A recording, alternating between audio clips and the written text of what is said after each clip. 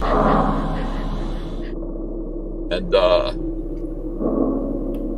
I could go and eat pie on that bridge. I'm actually afraid. I'm actually a little freaked out to do it. I'm actually a little freaked out.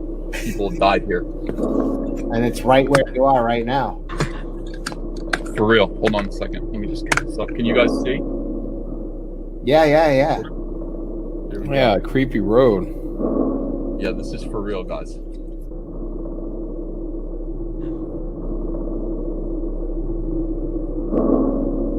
10 days and thousands of man-hours have been unable to produce any clues. We have a few leads, a few other options we want to take advantage of, and just try to put together some pieces as possible. Do you believe the occult may be involved in the disappearance?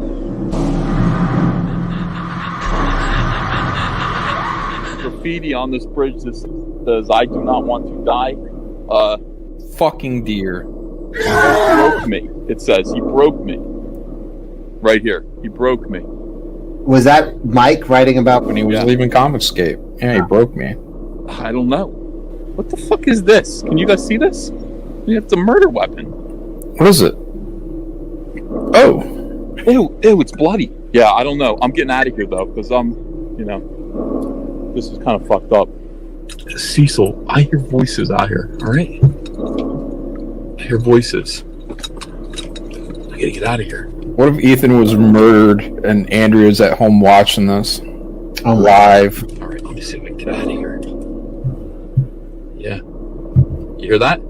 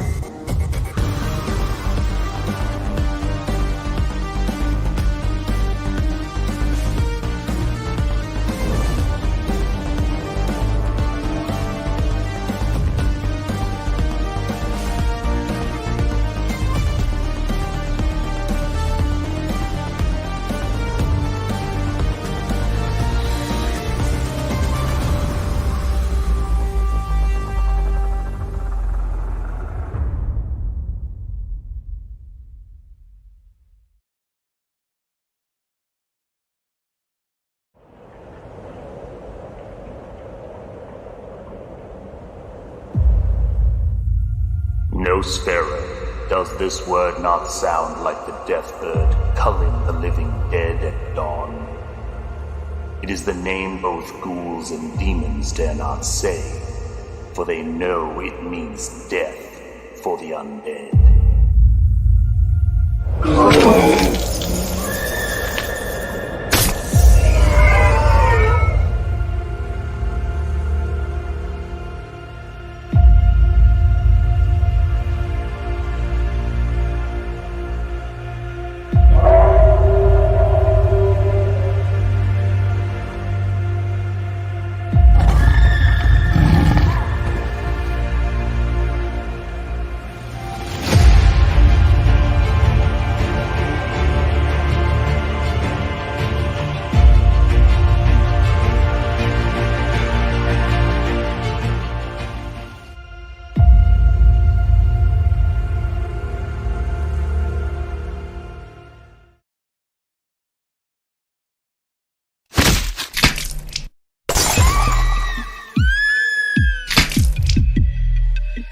We all go a little mad sometimes. Haven't you? People always go on madhouse someplace. I hate to even think about it.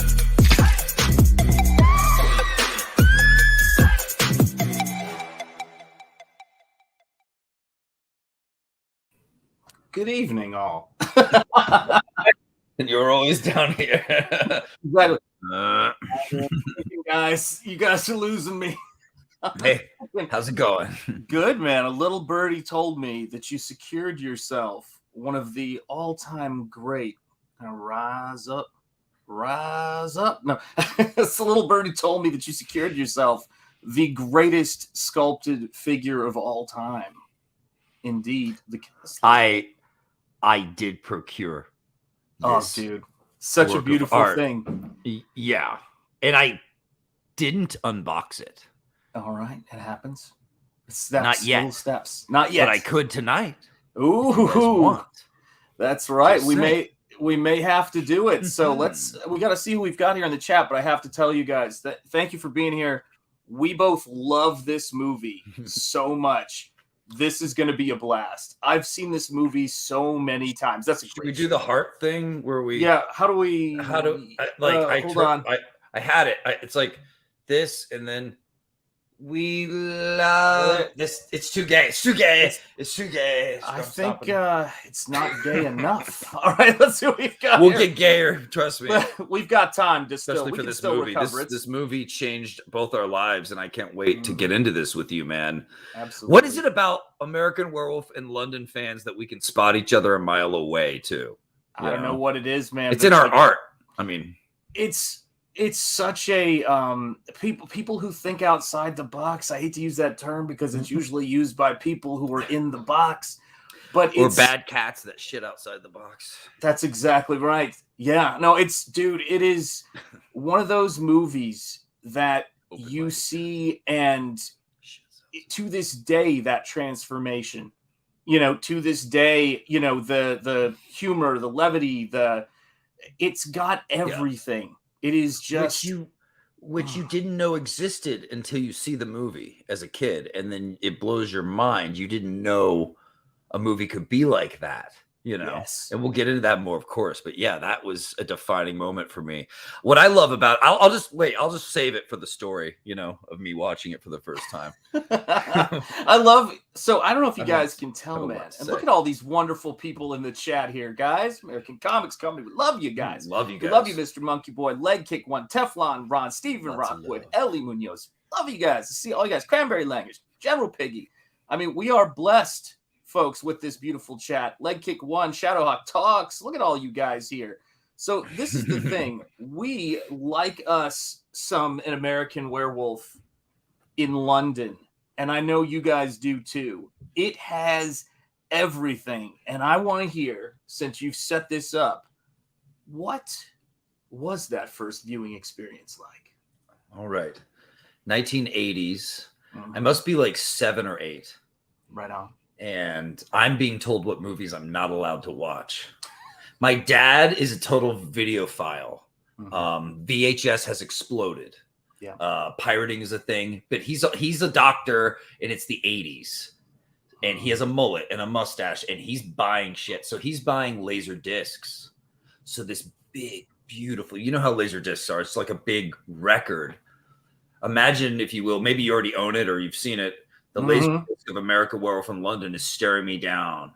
And it's this big, beautiful image of them looking up at the moon. And it's so cool looking. It's so like... pause you for... I hate to do this. Oh, go for it, man. We got an unexpected super chat. And he said, I can't stay. I've got to leave. Have a great show.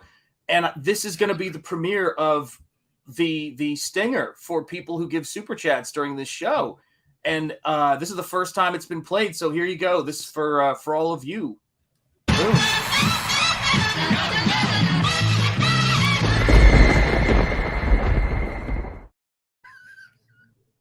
There you go, guys.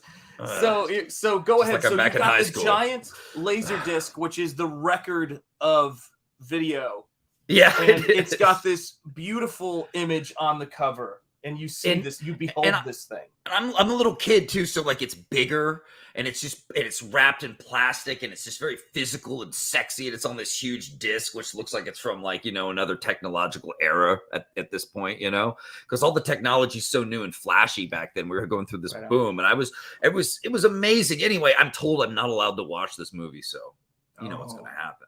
Of course. Like, I'm gonna watch this movie, which is an event because it's a laser disc again. So you're like this 8-year-old like pulling this giant heavy thing out of the, hoping they don't come down the stairs and catch, and I'm shoving it in this, So it was intense. I finally got to watch it, and it changed everything. I did not know a horror movie could be like that kind of blend of comedy and drama and great makeup effects that like blow your mind, and just it felt like almost like SNL came to horror before like Ghostbusters hit. You know what I mean? In a way, it was everything I wanted, like you kind of mentioned earlier, like out of a film. But yeah, that was my first viewing, man. Just secret laser disc, dude. That movie. So I saw that movie. For the first time, I saw it in parts and on television. So I had the wonderful experience of my first real recollection of watching it being one of the recent restored DVDs. So I'd seen it on a TV, probably edited to all hell, including, I think, probably the transformation scene. So I watched that movie. Now, this is the crazy thing. I've been drawing that werewolf because of pictures in Fangoria and all the great, magazines we had that were on special effects. So I knew that movie more from behind the scenes features and makeup effects because we didn't have the VHS of it. And I just have thought that was the greatest werewolf of all time. And as I got older and I tried to, and dude, you sent me a text. Vaughn and I were separated at birth. I don't know how that's possible, but it is. And there was no merchandise for this for so long. It was hard. If you want to draw this werewolf, it's fleeting in the movie. So you have to scour the internet, or you have to scour magazines back in the day, Right. And it became an obsession for the people who loved it. So you're this scavenger, like any Fangoria image you can get. You're like, yes. Because the cut of the movie, The Werewolf, is so quick, Yes. You just want more, and that was part of the brilliance of how they did it with the horror and everything. But and nowadays, because people like us have grown up and make things and love things, there's like, I would go to Target and, oh, dude. I picked myself up an American Werewolf. Can you open that and show them the box? I mean, the front flap. This thing, guys, is a thing of beauty. So NECA, there's so many people are fans of this. There's Joe Rogan has a life-sized of it in his studio space, but this is the Kessler Wolf figure that NECA just came out. Yeah, hang on a second. Let me assist. The Kessler. Why is it called the Kessler? I'm an ignorant fan. Because that's the name of the dude, man. That's his last name.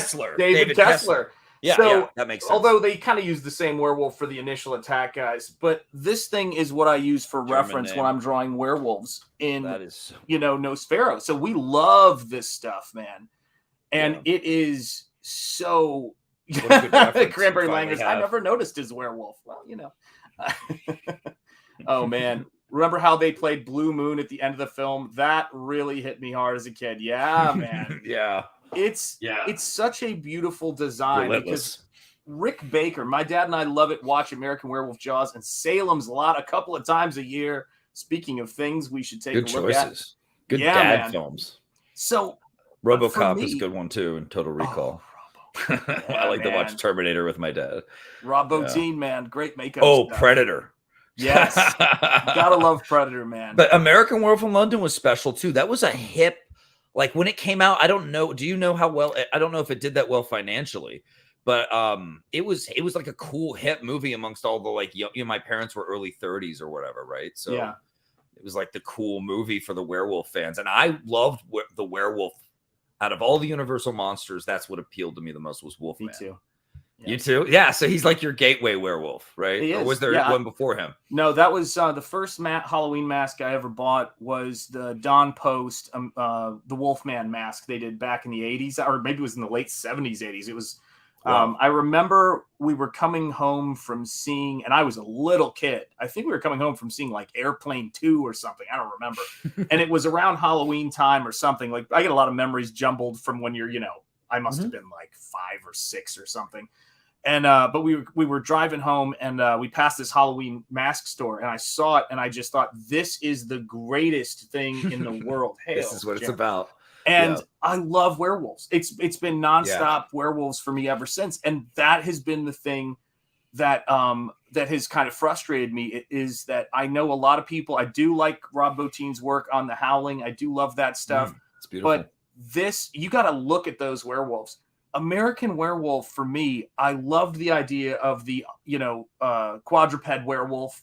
I think the idea of it, hell. Yeah, the Hound from Hell with the frozen expression of just total terror. I mean, it is terrifying, this werewolf. And it just is so eye-catching. And I love this stuff. I love this stuff. People are asking. What? No visual? We go for the screen. Here you go, guys. Here you go. To the moors we go. This is what Vaughn and I are doing right now. We are hiking into this movie, and you guys are with us, and Dog Soldiers is great too, guys. I love Dog Soldiers. This is something, there's a gentleman called, who's got a YouTube channel called Horror Monster Collectibles on YouTube. And I love watching his stuff for inspiration. And he has an artist make this for his collection room, which is called Slaughtered Lamb.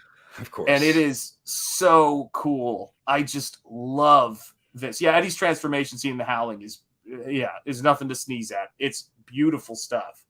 And so this is one of those movies. And by the way, as much as I identify with those guys walking down the path sometimes, other times I feel like these guys hanging out in the park going, beware the moors, or beware the moon, stay on the road.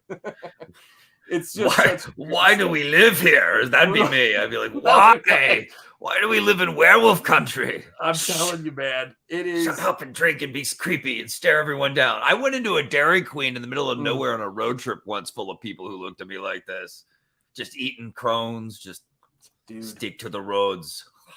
I'm gonna tell you guys more this like too. Redneck. If there's something that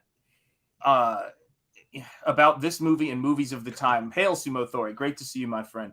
And Frog G is here, great to see you. Is that when I think about movies, right? And I think about the stuff that we love. When I see people trying to do, what's the word I'm looking for? When I see people trying to do independent films, if you don't start in horror to build your house on, you're missing out. It is the genre to build your studio on. Oh, God, yeah. Oh, man. Talk Universal, for God's sake. I mean, and horror films might be made on the cheap, but damn, are they not easy? Damn, are they more of a labor of love style, like guerrilla style film a lot of times when you find the stories out? You find the story out behind this one, you find out they were all just a bunch of kids trying to make a movie, man. Rick Baker wasn't a name yet, was he? Right? He was 4.5, I think, when he did this. This young guy, 8 months old. And just trying his best utero and making it happen. Sculpted in utero. But it was amazing that they did this, and that movies like that have an energy to them that I guess you don't really feel as much today when you feel it like in these ones. Like Evil Dead has that same feeling too. We just talked about, Evil Dead has a Evil Dead.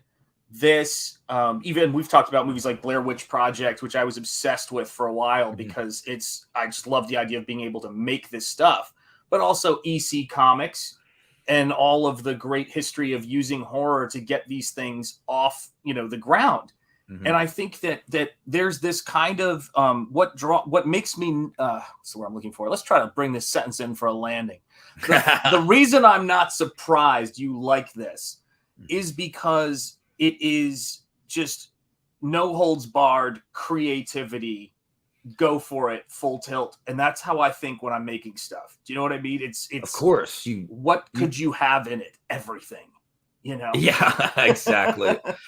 And it balanced it so well and did it in a way that spawned a lot of other 80s horror trying to follow in its footsteps, They couldn't quite pull it off quite as well, because this had a lot of cool underlayers and stuff that we can talk about too as we go. But one of the things I loved about it was it just starts with two friends and they're real, they're funny, and you immediately like them. And then we just almost instantly get turned into like an old school Universal horror movie in the tavern at the Slaughtered Lamb here. Yeah. Right. We get the superstitious, cursed folk. The atmosphere is already set as they're walking, but they're they're kind of in denial of it. Like they're cracking jokes. They're giving each other shit. It's great.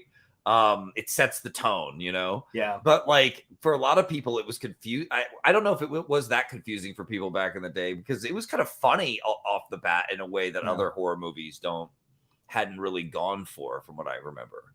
Yeah. So this movie in a weird way was ahead of its time. Yes.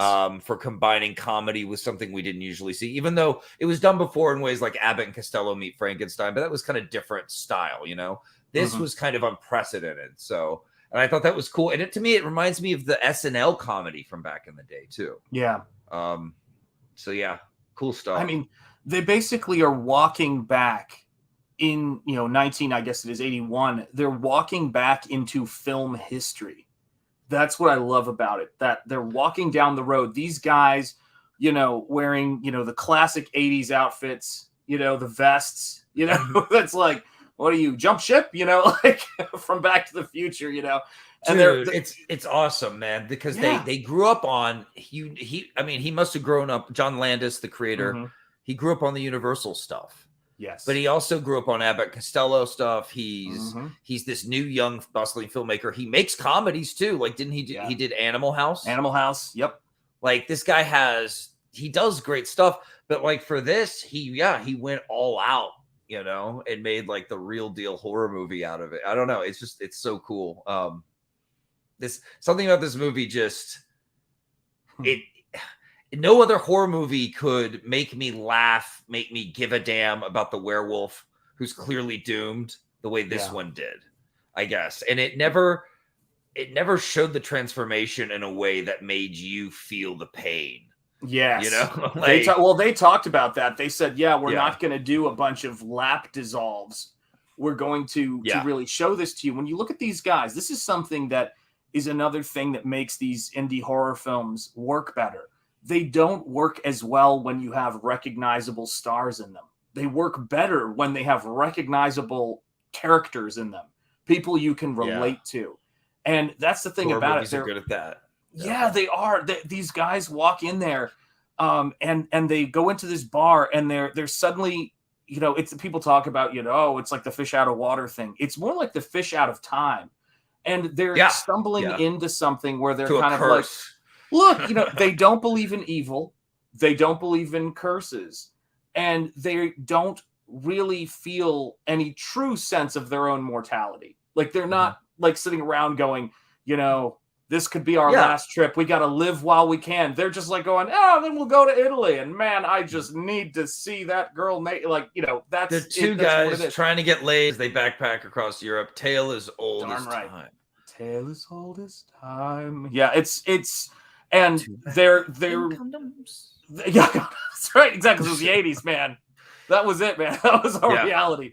But this is the thing too, is that they, when they do get attacked out on the moors, right, was what the story kicks off. So they go to this place called pub called the Slaughtered Lamb. As Critical Drinker would say, if you ever walk into a pub and you get this look, get the hell out of there. And they go there. They're essentially run off.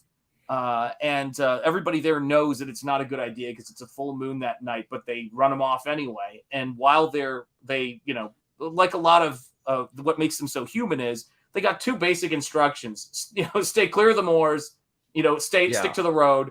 And they immediately break those rules. They're off in the moors, just hiking around, and then they get lost. They kind of get into it with each other, and they kind of get lost. They did also notice the star of the werewolf on the wall. They recognized it, which was kind of important too. So this is what Vaughn has in his bathroom. I'm telling you. I have a pinup chick myself. That's right. There you go. This is in the garage where any respectable werewolf ward off should be. Or I mean, exactly. It's we don't know what it is, but it's kind of funny because it's like many things. It gets the star job of protection. done. It's a pentacle, and it's known usually in culture as a star of protection. Of course, when you flip it upside down, it becomes evil and pentagram. All I know is that if I go into a pub, I see that on the wall, I'm not asking any questions. I'm making assumptions. I'm thinking this is an old place. That's right. That's right. I'm like going, so do you guys like horror movies? No. Have you seen American Werewolf? No. But this is it's the thing about it where you look at this stuff and you see it, and I think we can't overstate that Universal and Carl Laemmle Sr. and then Carl Laemmle Jr. for a brief bit did such an amazing contribution to horror that it was like a sleeping giant. You know, you had Night of the Living Dead. You did have these movies coming up, but this was in terms of makeup effects and what was manifest on screen. This was the first time you thought to yourself, okay, this is real. And the trick is you take these two people from our world. People cheered. You walk them down this road into the old world that they don't believe the superstitions of. Right. Fish classic storytelling device, and it works great. Fish out of water, and now fish off the roads on the moors. Things are getting dicey, about to get dicey real fast as they hear something shift. A dog, what they think is a dog or hope is, kind of shifting around them in the mist. So it's great how we get to that pretty quick. Set the scene and then tear it. Yeah, like inciting incident. Have a werewolf attack. I mean, isn't that what this movie's about? Let's get it going. Yeah, and the attack, which you don't see a lot of the glimpses, flashes of the werewolf that attacks, and more you see the body afterwards. But what happens, to his friend when he gets attacked is horrific. He is. You didn't see that with any of the Universal movies. So right away, they're like, this is what it would look like if you were attacked by a wolf. And this thing is fierce. Ripping your throat out. Oof. Yeah, absolutely. So visceral, and unexpected. Yeah, the horror really hit because that was something we hadn't. Once again, they're like, we're going to show you what you want to see, but they just don't show you, this movie. What was his name? Griffin Dunn, the actor playing. Yeah, Griffin didn't want to. He got torn to pieces, man, by that. It was amazing. He did a great job. He was very, very visceral. His screams were very legit. And his friend, David, is running away. I was hoping you'd bring that up. Yeah. That was one part of it that was this, both this tough thing to watch, because you see their relationship before, and then you see David just go. I mean, his friend's being attacked by a werewolf, and he takes off, and then he turns around to go back. Yeah, and you think, and you could just, the guilt hits him, and then he comes upon his friend. He's like, Jack, I know. Jack. He turns around, and he's like, okay, I can't believe I'm running. It's like he can't believe he's doing it. Yes, he had to overcome his instincts. Spin around and be the hero of this story. And that's when he became the main character. Yes. Right there. When I first watched it as a kid, I thought Jack was the main character because he was just Mr. Witty Pants. I knew about the werewolf star. Yeah. So that was kind of a nice surprise and kind of a nice twist. It was Mr. Dr. Pepper instead. Yes. From the Dr. Pepper commercials back in the day. That's how all my parents knew him. I didn't know him as that. I was a kid. They could have been just any guy off the street to me. Yeah, that made it kind of more horrific, man. And it's true, I mean, he comes into this movie. These guys get attacked, and this is your first glimpse. They shoot the beast. The werewolf, the beast, the lycanthrope, and it becomes this old man laying there naked, on the moors, and guts pouring out of him. Yeah, where he's been, shot in the chest, and it's almost like a biblical rendering of him. So and that was the end of his werewolf movie. There you go, and that is another brilliant thing that bookends it.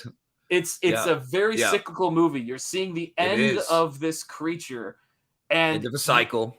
And this creature had a story, presumably, that everyone in the town knew. Oh God, yeah, he was old. He was an old man. He'd been terrorizing them for decades. That was good. Storytelling. I can see. Maybe he didn't have teeth though. Maybe he was like a gum. He clearly must Griffin, have. He had teeth. Yeah, Griffin is going. Those dentures were sharp.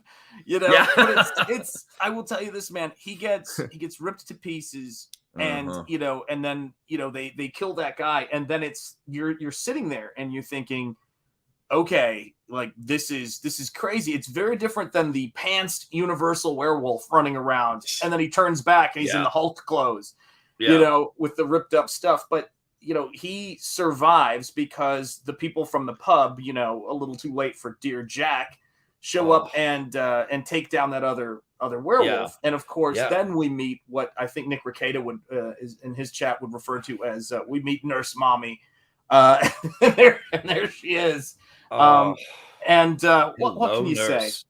I'd say that medal she's wearing on her name tag is for not being sexy at all. That's not right. Being hot at all. Anyway, yeah.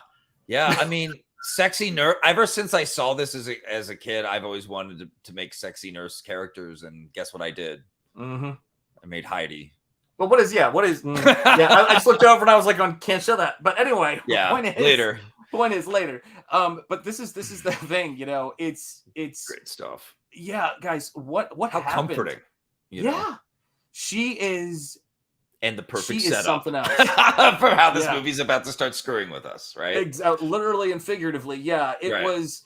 It's exactly, man. It's such a. I loved that he was on the when he was in the wheelchair with the head in his lap, using it like a sock puppet for all those attacks and all those takes. Right on, Metal Movies and Brewskis, and a great stream the other night. And Brian suddenly old, hail to you, yes, and hello nurses. Yeah, this is the thing about her. She is very caring of him. She does probably break some kind of nurse patient rule, but we're all right with it. We'll get through it. And yeah, she is just a knockout in every sense of the word. And this is the thing. It was the era of the shower scene. It was the era of the shower scene. God You're bless welcome. I say bring it back. Bring it back. I'm putting a shower scene in all my comics from now on until they get back into movies. And I have to tell you, how about this? She's a three-dimensional character who has sex in the shower. Yeah. Well, in the bed too. No, but she's great. But you know what I'm saying? She's yeah. But no, but this is the thing that's so funny, right? Yeah. She is not asexualized. You are heartbroken for her. Of course. As the film plays out. And this is the thing that people do not seem to understand about movies, is that characters can be sexy. These characters, they meet, fall in love, have sex. They're living, like you see all their potential. Like he's gone away to Europe. He's had this horrific experience. She's been there for him. She's taking care of him, nursing him back to health. Yeah. He starts to have these nightmares, you know, and werewolves, you know, things will happen. We'll get into that in a bit, you know. But this was so cool because now we're in the new world where we think he's all safe with his lovely nurse. And instead we're seeing for the first time like how the curse starts to invade your mind. He's having nightmares running through the forest naked and eating the flesh of animals raw. He's having nightmares of Nazi werewolf monsters kicking in the doors and killing his family, who of course is Jewish. So it's like this connection to his deep fears within probably his own bloodline, within his family roots, and which is really adds a whole nother layer of mystery and horror to the werewolf that we've never seen play out before. And even worse, he's seeing his old buddy Jack again. That's right. Haunted. You're haunted when you're a werewolf. You've got your ghosts of everything. You're haunted by your crimes. Which is so rough. Like the people that you've killed don't just go away. The spirits are trapped and they hate you for it. Yeah. They talk a lot of shit. So it's a beautiful thing, man. And I will tell you, it really is like the scene. Yeah. What I thought was interesting is that here's another thing. They snap you back to his world back home, which we only see in flashbacks, and then that really heartbreaking phone call. But you see how much younger his siblings are. He's the eldest. And he's gone off and got himself into a world of trouble. And he knows at a certain point, I can't get back there. I can't go forward here.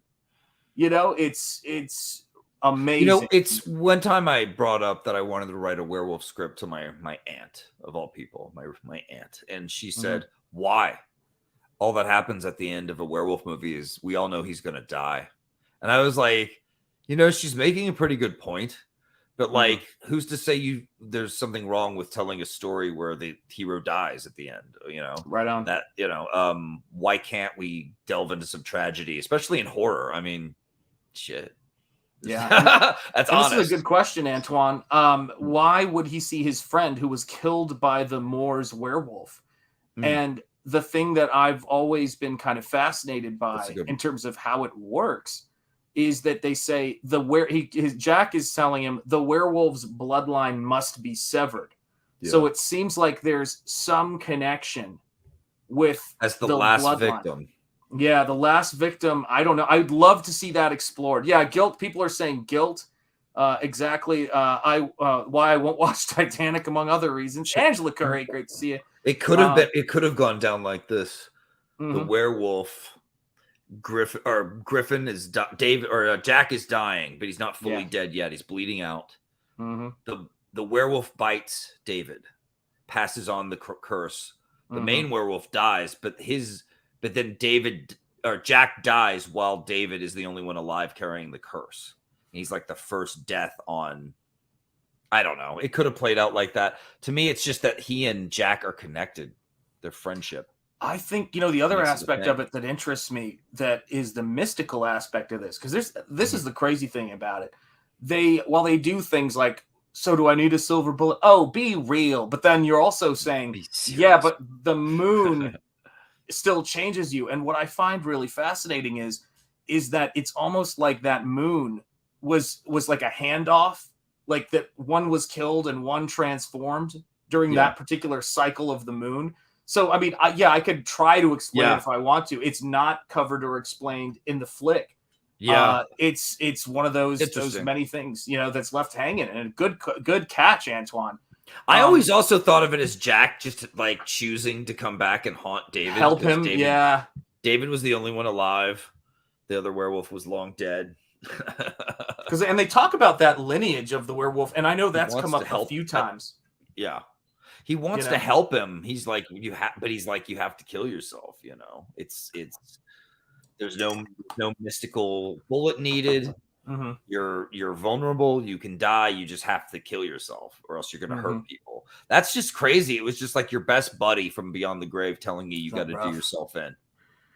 And what a fascinating thing that he's seeing him decomposing and dying. Do you have any shots of that? Oh, I can't. If I put a shot of that up, I know there's no. When I was looking for images of Jack, I couldn't find any good screen caps of him more decomposed, like the puppet. All the ones I found were, they just look like he was hit by several buses. Okay. But yes, it is. And hail John, great to see you here. It's horrific. It's so rough. And I mean, this is the aspect of it, right? Griffith does just such a great job in that. Yeah. And I just have to say, when I'm looking at all this stuff, is that they have this whole future ahead of them, and weirdly Jack is still connected to it, because he goes, oh man, at the funeral you should have seen, she was crying and all this stuff. Was it Becky? I forget what her name was. I forgot. Yeah. But it was she was crying, and the chat will figure that out in a minute.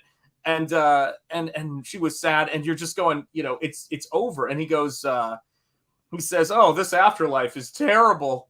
He says, these people are, and he's realizing it's like, this is what's in store for me. Like either way, when I die, this is it. Like it's he's being confronted with mortality, and of course he thinks of things happening to his family back home. He thinks of these various ways in which things could go wrong. He's a werewolf in London, man. Yeah, he's a werewolf in London. It's not going to go well because it's just not easy. There's just too many people. You got to be out on the moors, man. That's why that one guy was able to survive so long. Yeah, he is a ghost, says Metal Movies and Brewskis. Yeah, it's fair point. Interstellar werewolves, yes. And I'm going to tell you this, guys, and hail Scott. The thing about it is too, when I think about this flick, the thing that gets me is it's also going back to one of the earliest werewolf movies that inspired the look of Wolverine, which is, and predates the Wolfman, which is A Werewolf of London. Yeah. And so now you've got the American Werewolf in London, and boy, did it's like we were drug into our history, this lore that we were disconnected from. It's like, we're going to bring Americans into this. Like, but in a way that, yes, Carl Laemmle Sr. did, and Carl Laemmle Jr. with the Universal Monsters, but and Jack Pierce's beautiful makeup work. But it was almost like this was something that could happen to us. Yeah, this could happen to people like us. Yeah, they wanted more visceral. They wanted more visuals that looked as real as it gets. They wanted the werewolf transformation to be painful. And what were the results? Mm-hmm. Well, in the audience, when he starts changing and the snout starts coming out, and it's really coming out. Like, I've heard people were standing up and cheering. I heard there were cheers. It inspired Michael Jackson, and then he had to have John Landis come in and make Thriller, which ended up going on to be like one of the greatest music videos of all time. I think it's the greatest. I don't think anything beats it.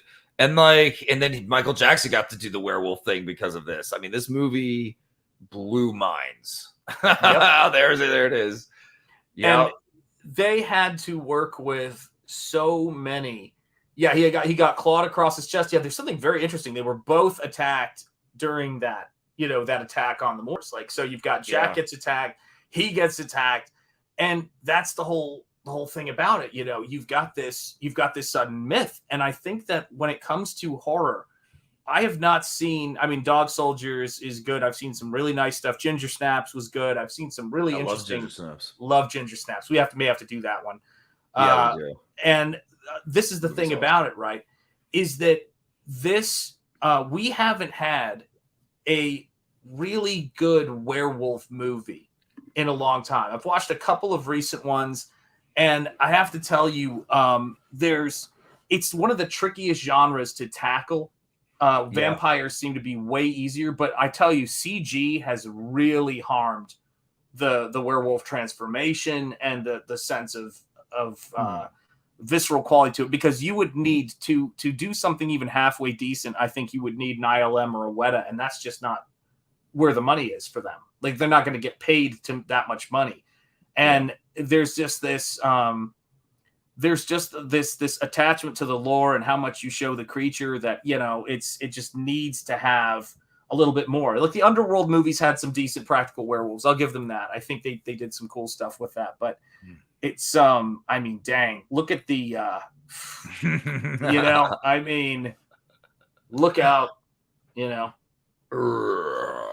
It was a bunch of kids pushing the limits of makeup in ways that even the pros, I don't think, had really caught on to yet. And they made the werewolf transformation painful to watch, painful for that guy. His body's changing in a way that's just unnatural and evil in every way. It's awesome. You know what I like about this movie? It doesn't have him hang out with the nurse and then go study what is it to be a werewolf, and let's learn about the curse, and then they have to go back to the and they're what's the history and what's the science. No, there's none of that. This is a tragic and funny and interesting werewolf story that gives you just a little glance.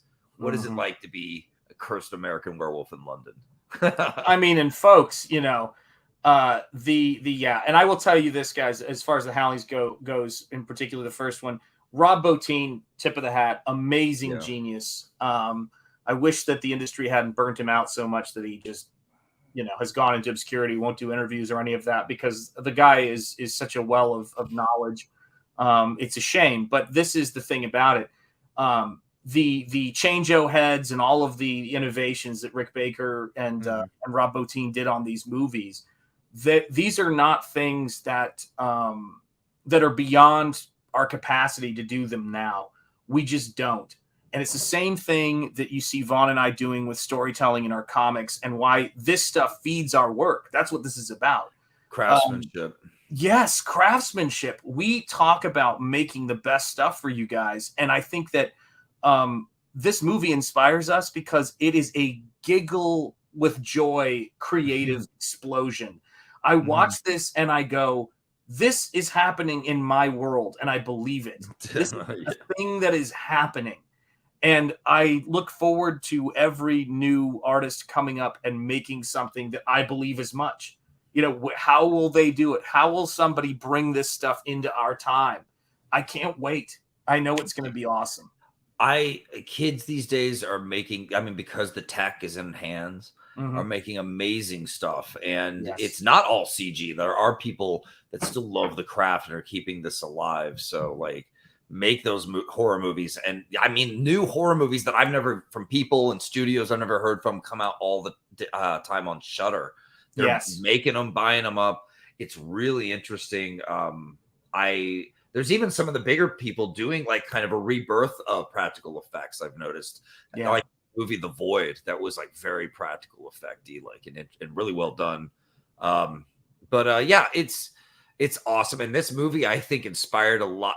I would love to know the number of people that got into monster makeup because of this movie. Because, well, you know what's so funny is that in a sense, tangentially they did, because one thing Rick Baker always talks about, I know you know this because you're like me, you just love this stuff, is that it was this leading to Michael Jackson's Thriller, and then John Landis pushing for a making of Thriller to help pay for the making of Thriller that would have, limited release. And so when people saw, Rick Baker didn't want to do it, and when people saw Rick Baker's process of making that movie, a whole generation decided, and myself included, I was like, I want to do makeup effects. I had my The Wolfman mask, and this is what I want to do. This is what I love. If you guys wonder why I have so many, NECA and horror monsters and stuff behind me, it's because this is the stuff I loved, and it's just, CG has made some movie makers lazy. I every now and again, I'm like, Comicsgate has made, I get what you're saying. CG, computer generated, has made some movie makers lazy and producers excited to be able to change things afterwards. That's what happened to The Wolfman. Yeah. Absolutely right, man. Yeah. They tried to do they did a beautiful Rick Baker makeup for the Wolfman. They did. I have that figure over here too. It's amazing design. Yep. It was worth an Oscar, but I mean, the movie itself, nothing the biggest problem with that is, the hard light for the scene was a real challenge and groundbreaking. Yeah.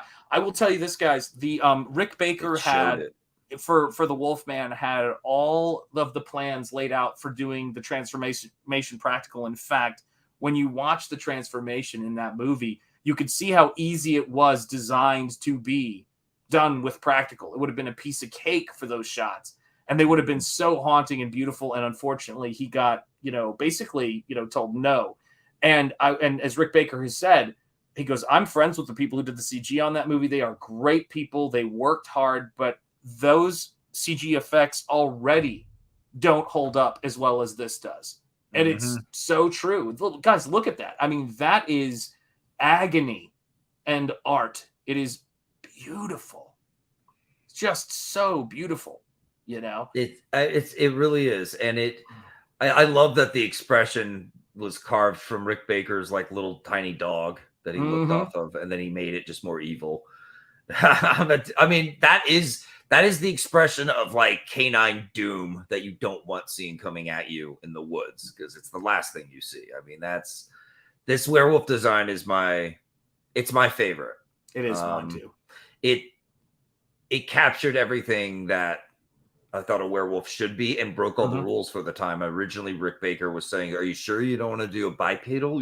He thought he was going to get to do his Wolfman finally. Which of course, as a fanboy, he couldn't wait. I can't blame. I don't blame the guy at all. But no, he was like, no, we're going Hound of Hell. Yep. And that I think was a great choice because people hadn't seen that and not done in such a detailed, realistic, and horrific way before. And let me say this too, guys. This to me is, and I know I say this every stream, this to me is the best werewolf design of all time. But just because I say that, just because I love this guy right here, let me see if I can, let me see here. I'm going to remove this.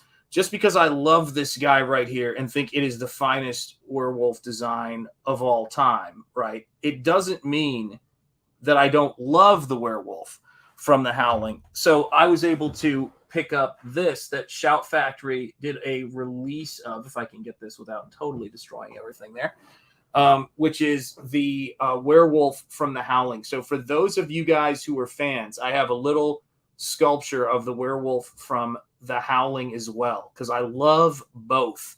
They are beautiful, absolutely beautiful designs, and they make me long for that time. So if someone were to ask me, what is the werewolf in Nosfero? Well, the werewolf in Nosfero is really a combination of both, because he is bipedal. He can walk on all fours, but he can walk on, 2 legs, and that's an important factor. I can too.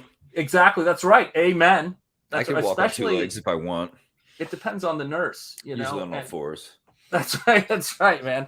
And it's so I love this kind of stuff. And so when you guys see that was some awesome Howling piece thing you showed. It was so cool. And it's not wildly expensive, which is great. I don't know if they still have it on the Shout Factory site, but they were just selling it by itself. But when what is it about werewolf movies that I swear they're more popular than ever, man? There's more werewolf fans than ever. Every time I was growing up, everybody was like, vampires. Interview with the Vampire? You want to watch that? I was like, I want to watch American Werewolf in London. Right on, man. It was always a test for every girlfriend to have to watch American Werewolf in London with me to see if they liked it. And so have you fellas seen Dog Soldiers, people are saying, Yes. And I will say, yes, I have. And man, that is a great werewolf cast movie too. Great cast. Yeah. Cool. Is that a British or Scottish movie? What is that? I think so. Yeah. Yeah. I think it's a Scottish movie, but I could be wrong. Someone in the chat's gonna know. The director of Doomsday and The Descent. Dog Soldiers. He likes movies with D titles. That's right. God, that's wild. Yeah, that was for him. British. We got British in the chat. There you have it. Great cast. One of the guys in Dog Soldiers went on to be Alfred in Gotham, didn't he? Mm-hmm. Yeah, that's right. Awesome. Holy cow. So here's my question for you, right? You talked about this movie as having a huge impact on you and your work and 80s stuff in general. And this was one of the first movies that you said, let's do it. And I'm laughing because I've got the figure on my desk as inspiration for Nosfero. Like how big into the whole werewolf thing and how's it affected your storytelling and your writing?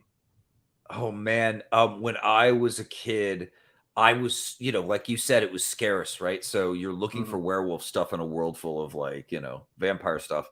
And I would find whatever weird werewolf thing I could. And I found some of the coolest, weirdest stuff over the years. Yeah. But it inspired me to, combine comedy and horror. Werewolf stuff for me has always been like more sexy than vampire stuff. Yeah. Because the metaphor is just obvious. It's the animal in us unleashed. I mean, yes. Yeah. But there's nothing wrong with that. That's awesome. Like we should be able to tap into that and unleash it when we need to. And there's something primal and awesome about it in terms of just like fighting and gore. And there's something sexual about it too. And werewolf movies should have the sexuality to them. While the vampire one is more about alluring, like the werewolf one should be all about, the animal. And that's what Ginger Snaps did really well. But also like the shower scene in this is nothing to sneeze at, people. No. And it's another Moon song too. They use Moon songs throughout the whole movie. Anyway, Alex, man. What can I say? Like it influenced like werewolf. I have a soft spot for the doomed character. I feel a little doomed myself sometimes. And we're all a little doomed. Yeah, of course. Anyway, so I that was a big influence on me too. So I when I first started writing like my actual screenplays and stories in college, by the time I finally got there, I was making comedy horror in the vein of American Werewolf in London, and I made a short horror film about a guy with a closet ghost who and it's funny, but it's like really twisted and dark and doomy too. And I never thought about it until you just asked me that till now that one of the short films I made, or my first one, was so like American Werewolf in London. Yeah. Without the werewolf. Man, my first comic when I was 16, my second comic when I was 16 had a character that was a werewolf just to have a werewolf in the book. Like Right. that was it. Right. And it just I love them, you know. Yeah. And I have to tell you, man, you have to have balls to write them. You know, like I was telling a story to Gabe after our show yesterday. Gabe and I were talking, and I talked about, you know, the whole, you know, thing. Like it's what a very horrific show. Yeah. I will tell you, man, I was the first time I came in to teach, I was 23 years old, and some teacher of mine who knew I lived in the area and was working as an illustrator called me up and said, "Hey, can you sub for my class today? I've got, you know, a situation at my house or whatever." And I went into the room to teach, and I was sitting there, and I walk in the room with my portfolio of work to show. And one of the students there was taller than me, pretty big kid, you know, sitting there, and he's kind of like got, you know, his whatever. And he raises his hand and he goes, "Excuse me, I'm talking about my work, what I do, and that's why I'm here. And, you know, I'm going to be looking at your work today." But I'm 23. And this kid raises his hand and he says to me, excuse me. And I said, "Oh, yes, young lad. What is it?" And he goes, "Are you qualified to be teaching us?" And he just looks at me, and the whole room just goes dead silent. And I looked at him because of how I came up. I just went, I don't know. Oh shit! And then I looked over at the wall, and I went, "Is that your work over there?" And he goes, "Yeah." I go, "Well, I'm qualified to teach you." And it was done. It was prison rules. It was, you know, get in my face. I'm going to let everybody know in the room. Don't mess around. Yeah. And then of course he was, you know, like afterwards. No one steps to teach. And this is the big thing. Teacher. Werewolves are like, I want to try to be a good person around you, but this is a part of me, and you cannot mess with this. If this comes out, I know you love me and you want to try to save me from it, but there will be no saving me. This power, this passion is beyond my control, and it's certainly beyond yours. And just howling sounds. Exactly, that's right. That is it. Cool. Yeah. Oh yeah. Well, Steven, that was his name. So you adopted the werewolf as within. Yeah, of course. Wow. Because we all have it, man. There's two wolves, bro. You know what they say? A gentleman is a patient wolf. Yep, absolutely right. I love the wolf metaphors. I think they're great. I think they're fitting. I think there's a reason we got dogs from wolves. I mean, there's a lot of human connection there. They're our first companion in that sense. You know, our first, like, we took a carnivorous animal, not a grazer. This is a carnivorous animal like ourselves. And we said, go on, and you have one in your home. Go on this journey with us. We need you because there are certain things you need a fellow carnivore to go out into this world and make happen. And that's a big deal. Cats just did it to themselves. Yeah, cats were like, still don't care about you. You may think I do. No, but you could be dead. That's right. Cat's like, I'm gonna be fine. You know. But it's interesting. The werewolves have always, to me, like, they're so interesting because it was so easy to turn them almost into superheroes that are strong, regenerate, they can smell, they can see, they can jump, they can protect, they can claw you. You know, but it seems like people have trouble making them as sexy as they need to be. But we need to not forget, like, in our, you know, need to make everything sexy, these are supposed to represent the horror of being, you know, you're in the woods and the, you know, nature takes over. You've been, you know, you are gone. You were cursed. You are eating people, because that's what's so interesting when you look into the history of werewolves. When I was doing my researching, I found a book, and it's called The History of Werewolves Across Europe. You're reading it and you realize he's going around Europe documenting cases of cannibalism that were like by truly crazy people who the lore of, you know, and the mythos of werewolves at the time was the only way they could really explain it. Yeah. You know? So yeah, it's really interesting. Behind every werewolf, I mean, really the true story is that there was a cannibal running around. Well, you know, I think, but this is a thing too, because this is our, you know, this is our show, man. Let's talk about the whole thing about the whole way in which why we can't do the sexiness of werewolves, why we can't do, or I should say the sort of sexual power, right? Well, yeah, because I think sex has been belt sanded in our pop culture. It's been polished to the point of having no edges. Everything is shiny. Everything is so completely non-animalistic. Green screen culture. It is very much like we were talking about Demolition Man the other day, and we're not far off from that Demolition Man form From the of seashells. sexuality. I do not know how to use those. I don't know how to use those either. And Hail Gabe, speak of the devil, there he is, my brother. This is the thing about it, guys. I just heard Hail, Pastor Burrito Hail, and this is the thing, right? We talk about this. If you are not, when we talk about sexiness, I remember I had a lot of friends come up to me in college because, as I was dating my wife at this point, when since she was 19 and I was 20, and they would come up to me and they'd go, what's the trick about not being put in the friend zone? And I go, you have to seem like you are a possibility, that there's something that is a little bit that you're not, how do I word it, that you have that side to you. And they said, well, what do you mean? And I go, I'll tell you a secret of how this stuff works. And this is what these guys are sort of dealing with. This is what the werewolf is for me. I go, go up to a group of girls and ask one of them out. And they go, what if I get rejected? That's fine. The second you ask her out, every girl who spends time around you knows there's a risk that they could get asked out. So the next time one of those girls from that group hangs out with you, she knows what's up and you know what's up. That's just the reality of it. It doesn't matter which one you pick. And I think there's a lot of people doing half measures with werewolves. The werewolf's like, do you want to go out and maybe grab a cup of coffee in today's stories? And this werewolf is kind of like, my place is 3 blocks from here, but we're going to be in the alley next door. That's the werewolf. Do you want to go? And the werewolf is this.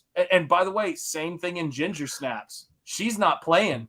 Ginger Snaps brilliantly married like werewolfism with like a teenager blossoming sexuality, teenage sex, drugs, and rock and roll. Her character, as she changed and became more of a werewolf, became more of like a party girl, wild one. It was perfect. It worked. It made sense. And also during puberty, you get more hair. It all worked with the werewolf thing. It was hilarious, but it was poetic. It worked. And I think that's what we need to figure out how to do in werewolf movies, though, because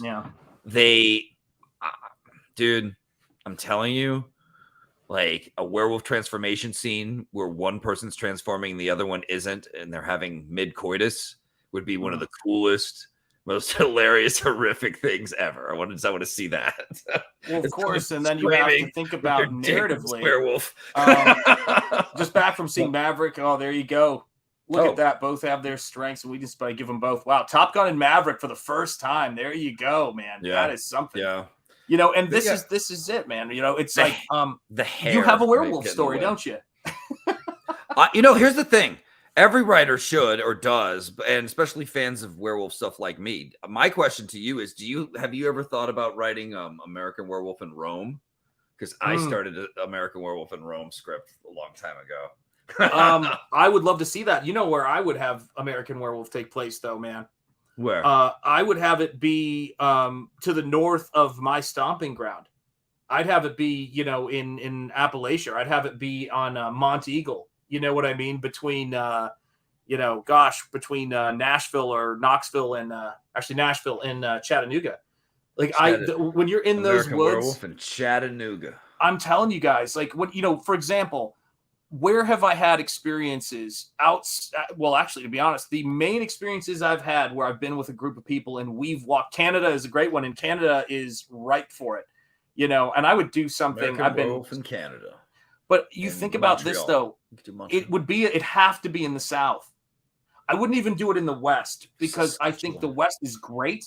Yeah. It would be great to do, but I would love to see stumbling along those trails. Portland. Hipsters. Would be creepy. Blech.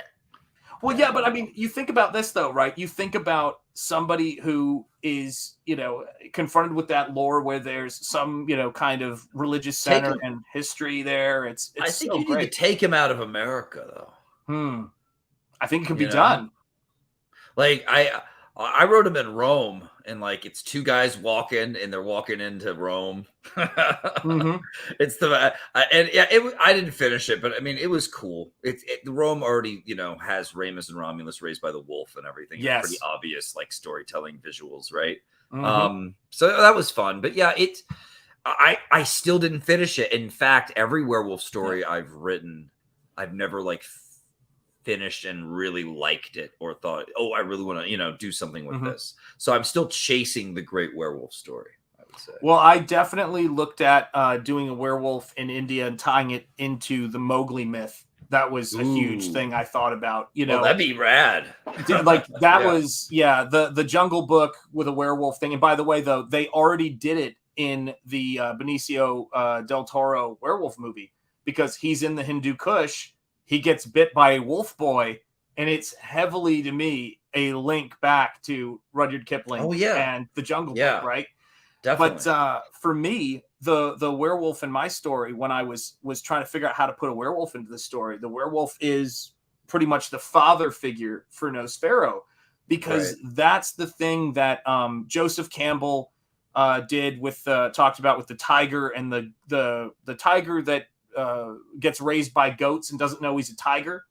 To me, it's the same thing. It's you've got a bunch of people who are so disconnected. When you see all this pop culture, wolves not sheep, you know what I mean, and no cowards. It's like, yeah, but what does it mean, to be what does it mean to be connected with that power? Jordan Peterson talks about it, right?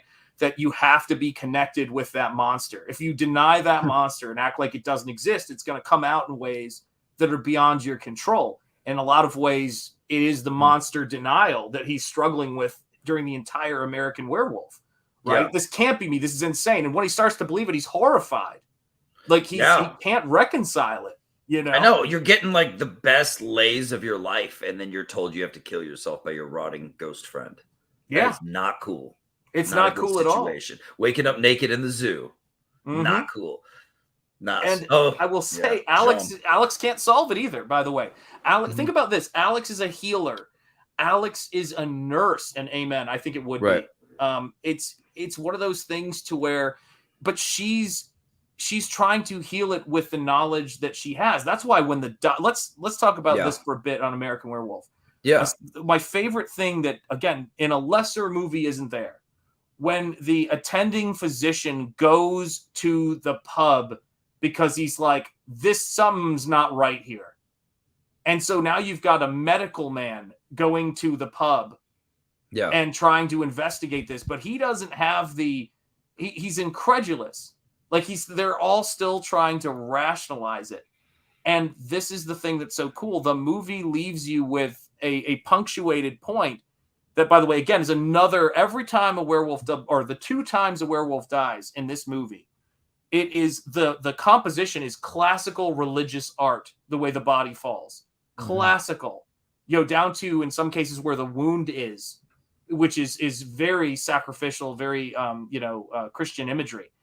And I think about that with this movie sometimes, and the doctor goes there. These people who know about all this stuff, they're just and that's probably why I think about certain aspects of my childhood growing up in the South. Yeah, La Pieta, absolutely.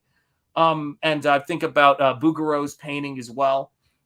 This is the thing that gets me, is that these people who are, they are superstitious lot, the delusional lot. No, they know shit that you don't know in the big city. They're connected to something, right? And, of course, yeah. And they're haunted by something. So that dog, right? Where did that dog go to college, out of curiosity? Pause. Eat my food university. Yeah, where does that dog contribute financially to the household? Does it have a job? Contribute financially? I mean, he thinks he thinks his job is catching a frisbee and having fun all day. But yeah, and so then here's the last question, right? Do you love that dog? With every ounce of my being. And there it is. Including. Do you get what I mean? I love my dog. He's a great dog. Spike rules. He's very like my buddy in life. We just do everything, and he's cool. Hell, yeah, Mad Max dog. It's totally right, man. It is. And this is the thing, guys. this is the thing I wanted to point out about that is there is this connection that we feel with dogs because we've come a long way with this species. We've come a long way with the wolf, and the wolf and us both moved out of this primordial world, but we're still connected. That's our lineage. That's our history, the savagery, this fierceness. And you keep one in your house. That's a powerful connection. It's a good reminder. It's a good reminder to stop taking everything so seriously. We're animals. We could also, it doesn't have to always be about the horror of it, right? The dark side. There's the beauty of it. There's the just being free. There's the two, knowing when to just laugh it off. My dog is such a goofball. He just reminds me to not take anything too seriously. It's great. Yeah, it's a connection that we can't escape, much like when you're bit by a werewolf. It really is. Horatio, indeed. Yes. There's more in heaven and earth than is dreamt of in your philosophy, Horatio. Right on. Be the monster lobster. That's right. Yeah, there is justice for Jasper. That's right, man. Jasper. But this is the thing, right? We love the fact that we have the connection for this thing. And I think the more that we get separated, right, from that natural world, and maybe that was one of those big things in the 70s. We were, not we, as a group, but in the 70s, I think American society and European society took that journey inward that in many instances involved one's head going up one's ass. And there was this bigger world, this rawer world that cares nothing for our own self-reflection and is going to confront us. It's death, it's chance encounters, it's the roads we accidentally take, and please talk more about American Werewolf. There you go, Matt Bart. We'll get there. And I think that when you see Jack, and Jack is like going, look, this is it for me. That was the end of my journey. And you've got this person realizing, being confronted with his own mortality. And David, he's met this beautiful woman, and she is a woman indeed. And he's got this monster within him that he does not know how to reconcile. This power. That man, it's already over, and he doesn't even know it. It's a tragedy. We don't know if we're watching a tragedy. You like him, you're rooting for him. That's what you just naturally are inclined to do. That this movie knew what it wanted to do. It knew it was going to kill him. There was never a sequel that was like John Landis. There was. We don't have to go into American Werewolf in Paris. No, no, we're not going to go into that. We're not going to need to even mention that one anymore after this. But it's interesting because every time I watch it, there's still that like intense like hope or whatever. But like But at the same time, he's doomed. It's almost over. It's interesting the more people he kills, the more haunted he got. And they were pissed. They're looking at him in a movie theater. Once again, they added a lot more sex with that too, because he goes to like a porno theater. See you next Tuesday. Yes, and indeed. So that was another way to layer in some sex. I forgot how much like good old fashioned blood and sex this movie had. But and they shot that their to me own became the film. standard. Yeah, it did. They did. They shot their own adult film for it. Yeah. What was Landis really doing, man? Yeah, I will tell you that, and then the again, it was sufficiently married in our world. And people keep saying this, right? Which is, I was always curious about the village and why they let that werewolf roam. Why the place is cursed. I'm going to tell you this. I don't want to see them ever explore this because I want to explore it in my head, and I know it would be a disaster in this day and age for someone to try to go back and do it. That is my favorite.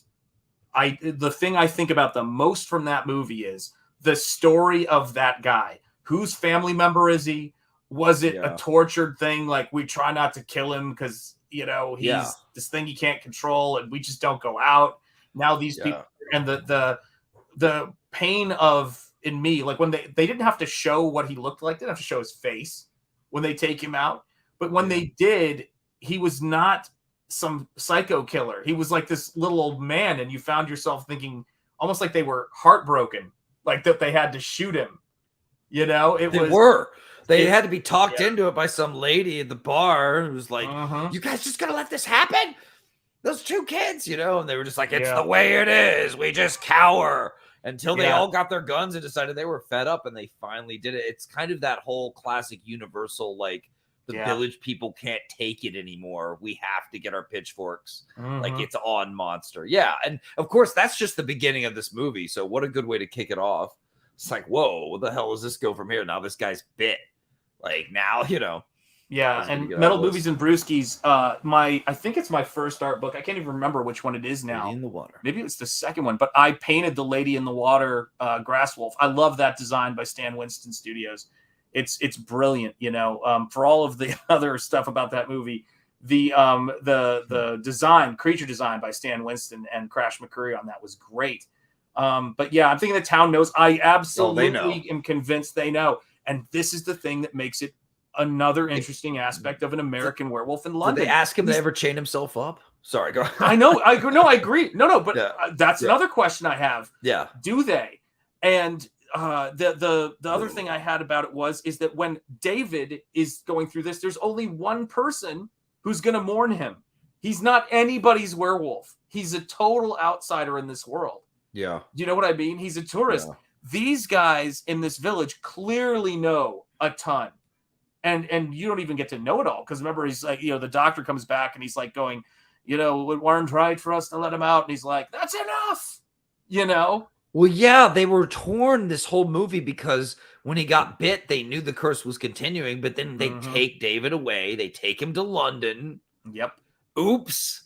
Like now their burden is on London, and they knew it was wrong, and they were trying not to get exposed, but you're just kind of going, no, you guys should have like shown up and done something. I mean, yes, like they knew it was going to break out in London too. Yeah.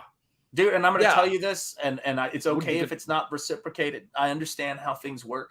But I'm thinking about if you and I are living or we're chilling out and you get bit by a werewolf, what's it going to take for me to get past the knowledge and that relationship you have with your friends to take you down? Now imagine in a small village where you've grown up together your entire lives. Everybody knows everybody. You know, everybody knows everybody. And I really got the sense when I saw that guy. Nobody goes on the moors. It's like, we don't have to do this. We're sequestered. This is our world. And that's why when those guys come in, they're like, there's so much to this place. You guys shouldn't be here. And it's all because of a series of being way off the path. We got on this truck and, you know, we can go anywhere. There's, you see this a lot with, you know, horror stories with tourists. You know, thinking I can go anywhere in the world is my oyster. But this is a real, you know, dang. Yeah. I love the Moors, the classic horror monster movie. And then boom, we're in London. It's a symbol of this movie. It's taking the torch from Universal and then revitalizing it in a new, exciting way. That was something I really liked about this movie. I loved how it's unabashedly sexy and gory. And that it doesn't mind bringing in the jokes. Even during some of the darker moments when he's being haunted by, you know, the people he's killed, they're like telling him, they're like, you got to do yourself in. And they're all like pitching him different ways of doing it. I think something like that. Like it was really cool. It was very creepy. I'd never seen anything like this, man. I'm like 8 years old getting my mind blown. And the werewolf curse is like worse than you ever imagined. You'd never seen that in a movie. That was creepy.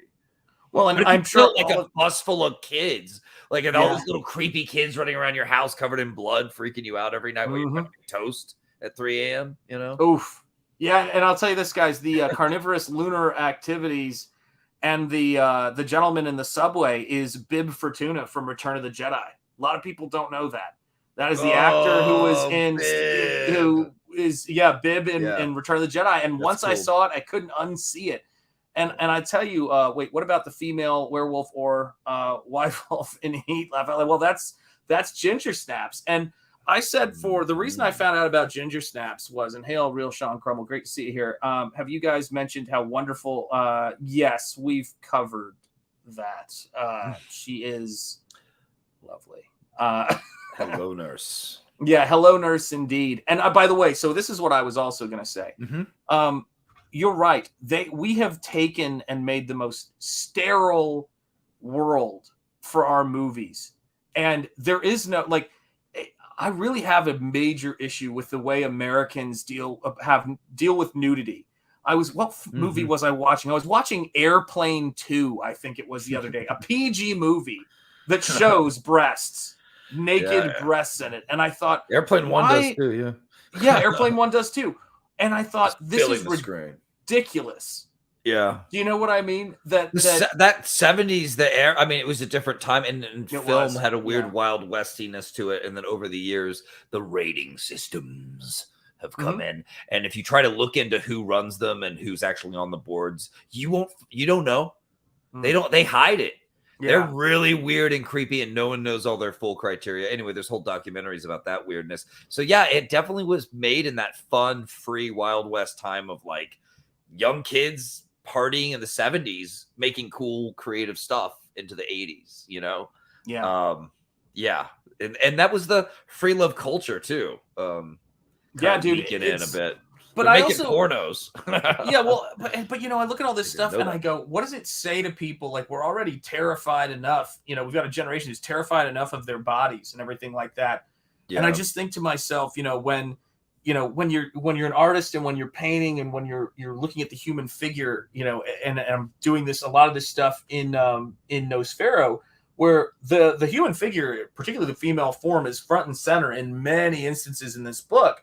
And, I'm obviously, and by the way, happy birthday to the coach, John Malin, if I may say, we're talking about werewolves and, hail to him. But when I'm working on my werewolves, I have to tell you, man, it is like, I love the idea of there being a certain amount of violence, but more importantly, a certain amount of romanticism when when those two are making love, dare I say, in the shower, and they're playing that music. It's a wonderful night for a monster. That cheesy, yeah, man. It's a beautiful thing, and she's a beautiful woman, but she goes on to have more of a character.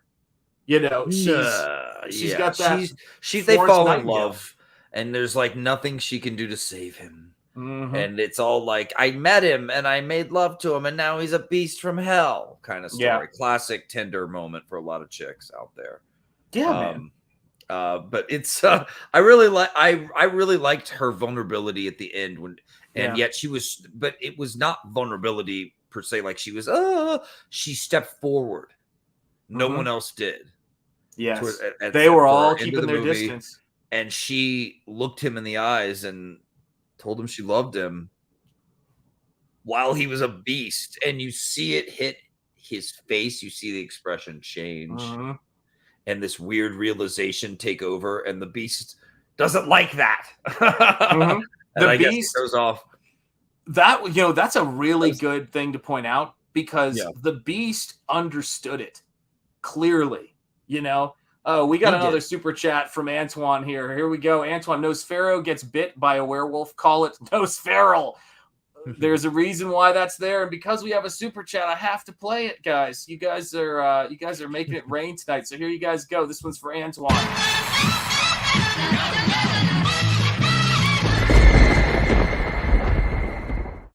Yeah. There you have it. There's the horror at the Waffle Lodge, guys. And this is the thing too, right? When I think about naming my characters, yes, there's Nosferatu as an influence for it. I started thinking about Dracula, all these invented words that have come to mean so much and to us. And I thought, I want to do something that is like not Nosferatu, but something that is like, like feral. And that was a part of it. That thinking of words like furious and not furious. That's a whole different kettle of fish. No furries. And feral was a huge thing for me. Yeah, you should do a Hammer Horror Films classic. So I have the adaptation of those Hammer Horror comic magazines they released, and I have the one for Curse of the Werewolf, and it's beautiful. Nice. Oh, yeah. Very cool. And the Dario Argento film. Yes, indeed. Shanth, are the cheerleaders available for parties? They're only available for super chats. When you guys want to see, and by the way, I should point this out. Super chat. Whenever I play that, remember this. I found a GIF online of two cheerleaders. I went innocent sounding enough. Color corrected their uniforms, and then frame by frame for 81 frames, put the Waffle Lodge logo on them. So if you watch that, Thing of beauty. that is the most customized stuff. It is nuts how much time we put into this stuff. You know, even the teaser for the show. You love it.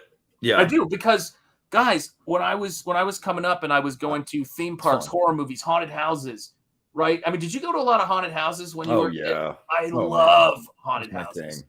To this day, I still go to all I can. Yep. Every season. Yeah. Yeah. I mean, this is the thing, guys, is that werewolves, to me, when I think about like, oh, well, what would you know? What do I want to be for Halloween? It's always a werewolf. It's always what I want to be. I like doomed characters, and I like the power that's involved with them. I like the honesty of them. I think they are sexy, but I think they are also just brutal as hell and badass. Yeah. I've written a character who was he was a PI who had turned into a werewolf and killed everyone that meant anything to him throughout his life. So he was an alcoholic, like suicidal guy, but no matter how much he kills himself, he keeps coming back. Yeah. He doesn't know about like a good old fashioned silver bullet yet, you know. I'm telling you, man. But like, I like that. It's fun. Sorry, yeah. What? No, but it's funny too, because I've had the privilege. I'm still. I just backed it so I could get a hard copy, folks. Let me do this, because we do this every stream, or we need to do this every stream, because let me break this down for you guys. You know this, and hail Ryan Johnson, and hail all of you guys in the chat. I cannot say enough how happy we are that you guys are here. But this is the thing, right? When we're here and we're doing this thing, the thing that makes it so fun for me is this guy and I are passionate about comics. We met through Comicsgate, and as a result of that, these amazing friendships begin where you find your kindred spirits. You find your creative brothers here. Where else am I going to talk about this love of American Werewolf and all of these movies that we love? You guys are here geeking out with us. We appreciate it. And I have to tell you, Vaughn was kind enough when I was working on a certain project to send me a PDF of Monster MD, which I fell in love with these characters. I love them. And like this is the way it is. And this campaign is so close to 70K. I want this bad. And here's the thing. I said to Vaughn, because I am campaign reading challenged. I want to be honest with you people. Let's keep it real. I said I would love to get a hard copy of Monster MD. I'd love to get it, the soft cover of it. And is it available? And Vaughn's like, yeah, it's on the campaign. There is a tier where you can get. Did I already pass it? Am I that dumb? Well, it's an add-on when you're checking out. With it's an add-on when you're checking out. Yes. Yeah. Of Monster MD. And I went, and Vaughn, this is the thing about your CG friends. They go, oh, well, I'll send you one, man. And I'm like, no, I have to buy it, because I want people to see, one, that total continue to go up, and two, it's the ultimate expression. There's this thing that Antoine's dropping more super chats. There's this and we're gonna get to this. Hail Odin and Rick Saylor. Look at all you beautiful people here. Amazing. Hail people. Monster. We love you guys. Hail guys. Absolutely. So let Lots me of just love for all of you. Put this up here. A werewolf that travels through time. When wolf, it's got to happen. And I'm sorry, guys, we have to do this. When it happens, this is where we are.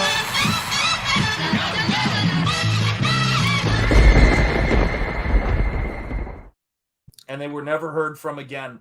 But as we're looking at this stuff, when I saw Terror in the Trenches, I love that time period. I love, it's a World War II book. We are taking out those bad folks. The 70s. Yes. Yeah. We jumped 30 years later into the 70s, New York, when New York was known as Fear City, which was just too perfect, because that's my Black Terror, man. He's all about the fear, inducing fear and killing his enemies. And but he's a good white-coated doctor now, man. He thinks he's left all the dark terror stuff behind in the trenches of Germany, but he's wrong, man. Yes. These people that were Nazis but have now become something far more evil and dangerous. The Black Reich have shown up, and they're coming full on for Terror, and they detonate his neighborhood just trying to get to him, turn it into a crater of ash. So he's forced to gas up again, don the black mantle, and head out and get the revenge of a lifetime, cutting these people to shreds. These super Nazis cybered up monstrosities, women who can excite every cell in their body and produce explosions, a sniper who needs no scopes, who has golden scopes for eyes. Yes, it's a fun, brutal action fest that really helps you get. I mean, I'm trying to birth terror as a character in a way he's never been seen before. You know what I mean? Yeah, this It's is not Vaughn's terror, man. This is what it is. You have the team up you have with Monica, first of all, is a beautiful thing. But I have to say this too, which is your writing. You know, your writing gets me where I live. It's just the best, man. That makes me happy. It does, because you need that sort of stuff, and when I read something, I sometimes think that, and I have a somewhat different way of doing it, but it's the same attitude where you get to something in the book and you go, oh, I didn't know this could happen in a story, but I love that it can. And that's what American Werewolf in London is. Right. I didn't know, like, he meets her and it's like, oh, well, they fall in love as a courtship. It's like, no, they go straight to, there's this physical attraction. They've been flirting long enough. And that's not what the will they or won't they of this story is going to be. Will he or won't he kill her, or whatever he does. And this is the thing I love about it, man. Yeah, absolutely. And it's when I'm sitting here and I'm looking at these characters that you're doing. And by the way, I'm not spending enough time on this. Total Terror, guys, 26% off on that. And it is so glorious. Digital good deluxe, everything. Yeah, everything is guys, do not sleep on this, man. Yeah, because it's such a work of art, man. The letters coming in from Eric are chef's keys. They are Eric's beautiful. Eric's always said that his favorite or his best lettering work was done on Monster MD. I think he's going to outdo himself on Trenches. And you guys are going to love it. I did an update showing off a little bit of the letters, and it's work in progress. So we still have like editing to do, polish, and stuff, sound effects to add to. So there's more to do, but it's going to be such a good final product. There's nothing else like there on the shelves, man. If someone asks me, and this is one of my rules about campaigns that I always laugh about, is it's a silly rule. I'm not saying everybody should have it, but I go through a campaign and when I look at the artwork, I go, is all of this in the book? If the answer is yes, it's worth the money already. Right. I try, man. I'm not the name yet. I'm working towards it, but dang, if we aren't making some of the coolest art out there, I just can't wait to show people. Some people have rightfully been like, dude, you're showing everything. No, there's so much amazing stuff you guys are going to see. Trust me. Yeah. Not even close to showing everything. I love this character. I have this way of communicating with people where I have to do it through sketching and art. And I did some sketching with some of Monica's art because I just think it's stunning. And sent to Fawn, you were like, "What's this for?" And I go, "I don't know. I just love the characters, love the world." And I was thinking, it's how I think out loud about this stuff. Right. It's how you express yourself, man. It's important. Yeah. It's an honor when you're doing it with my creations. I was just like, "Whoa, you're awesome." The one I'm working on now, man. I've been, what's her name? It's Monica. Monica's artwork is genius, and I have to say this, guys, I feel as though that Vaughn and I have this similar kind of crossover, which is the pulp sensibility meeting the horror sensibility. And it's something, if I had, you miss so many books in CG because there's so many great books. That's the reason I missed them. And I missed Monster MD. And then, we started having this conversation about a commission that I would love to show you guys. You have no idea. But it's the coach's birthday. And I don't know if it's a full moon. I'm not going to mess with that. Next full moon is on July 13th, I think. This is my boy right here, guys. This is my boy. Back terror in the trenches. Back terror in the trenches. Monica McCagney of Italy. One of the best artists in indie right now. Has been nothing but a joy to work with. Killed it on Monster MD, and now we're doing Terror in the Trenches. We're doing 3 books to tell a brutal trilogy. tale of terror. And so, yeah, man, I'm having the time of my life working on this. The final result is I think people are gonna be really happy with the writing. Ooh, look at this! I remember this. I like this. People have been talking to me about our horror stream, and they said, and I wanted to just give them a glimpse of this because, of course, we got get very deep into American Werewolf, but they were saying, "Hey, man, are you something that I would love to see?" Is if you start doing some artwork on stream when you guys are having your conversations. And I said to them, I go, yeah, that's a good idea. What should I do? And then I thought, I was like those monster head sketches that I've got that people have backed 10 of. And guys, I got to be honest with you, now that they're all sold out, so I don't have to worry about more people jumping on, I'm going to let you in on a little secret, guys. I don't do painted head sketches. Okay. I do paintings. That's the secret. That the way, and I will be honest, I've been having that conversation. Yeah, people have been talking to me in my sleep. That's right. I bought a painting when I bought your head sketch. I don't know which one you bought. Did you buy one of the watercolor sketches? The head sketch? I don't remember all the different options, but I thought I got a head sketch from you. There's an ink head sketch that's in the book. Oh, maybe it's ink. No. And then there's the 10 head sketch paintings that are going to be a little bit more mixed media. Okay, I don't know if I got that, but that sounds awesome. These are you'll see paintings of your characters soon enough, man. And I wanted to do Bride of Frankenstein and have the white hair that goes down the side be a silhouette of a figure of her being created. And this is for Lloyd Burton, and this is what we're doing for these head sketches. So the people who backed those, I think it was $350. I can't remember how much it was, that tier. Oh, okay. The people who backed that tier, I am going to be upscaling what I've always done that, though. It's like I'm always like I'm going to be doing more than I promised, which is the definition of every campaign I've ever done, both art books. You can't help yourself. You can't, because I love this stuff, man. Yeah, you live for it. And this is what we're going to be about going forward, guys. Vaughn is an artist as well as a writer. We share artwork and stories behind the scenes. We share a lot of this stuff with you guys. And this is the thing about it. We believe in quality for our backers and doing this stuff.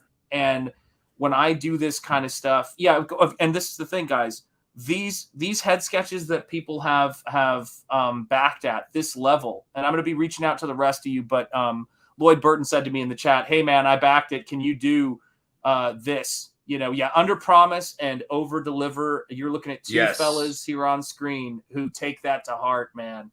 And I will tell you this, guys, these paintings are going to be so good for these 10 paintings. They're going to be included in my next art book I do. So all of the stuff that I'm doing right now, my next art book is going to be a lot of the Comicsgate artwork you see me doing, the sketches of Inglorious Rex and the one I did of Frega's Black Flag. This is going to be it.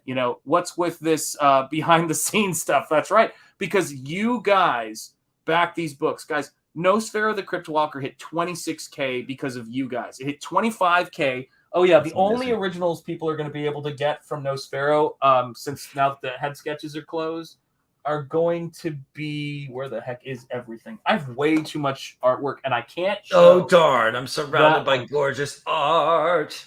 Well, I'm surrounded by gorgeous art, and I am always in no filing system. No effing filing system. Let me see if I can find it. So, yeah, this was my homage, by the way, to Ginger Snaps. It was Thriller and Ginger Snaps. So for those people who haven't seen it, that was my creepy Ginger Snaps. So beautiful, dude. And so that's our book 2. And then Ginger Snaps rules. That's and then these two right here. Oh, you gotta have a lot of those books. And they have soft landings, but these are going to be available once they're wrapped up. These are the trading cards. So the 2 trading cards that are coming up are going to be this one and this one when they're done. Would you stop bringing Frank Frazetta back into the mainstream? Let me tell like you, a badass. I will tell you this: when people see the stuff I do, that's beautiful work, man. You know this too because I shared it with you guys. If you guys have backed John Malin's Visions book, the piece that a certain person who may or may not be on this screen, I'm not going to tell you who it is. is responsible for one of the coolest. You know this because we love this stuff, man. We love this stuff. Classic pulp horror art as God intended. Mm-hmm. You know, We need a revival. We need a revival We do. of a classic, great American tradition. You know, there's Yes. something about those painted covers, right? And that Mhm. style that they cut. People are crazy. I swear, people are sending me signs all the time that they're craving something else. Mm-hmm. You know what I Yeah. mean? From their entertainment. And the Buzz Lightyear, you know, crashing and burning is a Mhm. sign. You know what I mean? And so there's something about, I look at it more and more as I go as building my house out of stone and bricks instead of straw, because you know, you could be worrying about the trends, you could be worrying about putting out product really fast, you could be worrying about all these other things. But if you're really worried about a real hard-hitting story, like that's something people spread, you know, their love for with word of mouth. That's something that stands the test of time. Yes. You want to be something that people are proud to have on their shelf and recommend to others. You know, that to me is where the secret is. You know, and to do that, people like you and me, Shanth, we go back in time and ask ourselves, what did the classics do? And why were they so effective? And how do we harness that power that everyone's forgotten about? It's like how we for like I don't know how many centuries did we lost the formula for concrete. Mhm. You remember that? Yes. We lost the formula for concrete. So it's like we got it, and then we finally got it back. Now it's everywhere. We take it for granted. But I mean, we lose things. Yes. As a culture, as people, whatever, and in our arts all the time. So it's just it's awesome to get to meet like-minded horror pulp lovers who are really committed to craft and story like you are, man. It's awesome. Well, dude, listen, this is the thing, right? I am lucky enough to have friends that I'm also fans of. You know what I mean? And it's this is the coolest thing in the world, guys, that you guys are here in the chat talking with us, and you're a part of this. And it's the weirdest. Like, I try to think about like how to describe it, because I don't think about what I do because I've been doing it for you know, I don't know how to describe, but you know this, Vaughn. When I try to explain things to people, the reason I made all those videos for Ethan is this is what it's like. It's basically going, you know, like those are my words. Like I do artwork and I go, do you know what I'm saying? And we do when you make your art. Yes. Like that's the thing. So you don't have to explain. You know what I mean? Yeah. That's how you express yourself more fully. You're a visual guy. You craft, you create, you do your creative process comes through on every page of Nosfero, because you're doing things with panels. People that don't only a believe- guy who's just creating on the, you know what I mean? Like, look at this paneling without People the paneling. do not believe It's that just so this beautiful. book is going to be fully painted. Yeah. Like they're like, You they guys see are me gonna doing be- artwork and they go, well, now what's the book going to look like? I'm like this. This is I the mean, book. This is the book. It's amazing. This is Laurel's eyes. That's what I need. I need you beautiful. guys to experience feel it. the werewolf. And I want that werewolf to at that melt American Werewolf into influence. ancient Egypt. Yes. And I want our dreams not like this, whenever imagery Mm-hmm. is just floating by instead of just being confined by squares and rectangles. you know, man. Listen, The moon. Look at that. we are people. I'm not, you know, whatever. Like a lot of people say that, fans, there shouldn't be this big, difference between fans and creators. But the fact of the matter is that there is a huge difference between us. We are up here above you until you buy the NECA Kessler werewolf, at which point then you will be equal. That's it. That's the only. Sorry, I love NECA Kessler. Yeah, at you know. Target now. When you give up on your adulthood and start buying yeah. NECA Kessler wolves. That's when. But Dude, I are you want- kidding me? NECA's like one of the best parts of my adulthood, because every time I'm doing adulty things at Target and buying all the shit I don't want to have to buy, I'm like, ooh, grab an American Werewolf on my way out. Grab a Goliath from Gargoyles on my way out. Like, it's pretty baller having a NECA section, man. Yeah, dude, I want. And by the look at way, this. that company really made some smart moves, because when Toys R Us went down, where they used to have, there's what we're talking about, guys. Like, you think about this. You think about when you're watching American Werewolf, and you think about when Griffin has, you know, his neck ripped out. Well, that's not the same thing with this mummy, but that aesthetic of that is very much present here, man. Right. Oh, it's very much present. And look at those eyes. You think about this, guys. This is what Comicsgate's given me. This is what Vaughn has given me. Where do I get? This is what Gabe has given me. Where do I get to go to talk about this stuff passionately with people who care? The link for this book is in the description. I know many of you guys have backed it, but these books came out of me working on, you know, Instagram and building that huge fan base and saying, can I do some transparent nightgowns?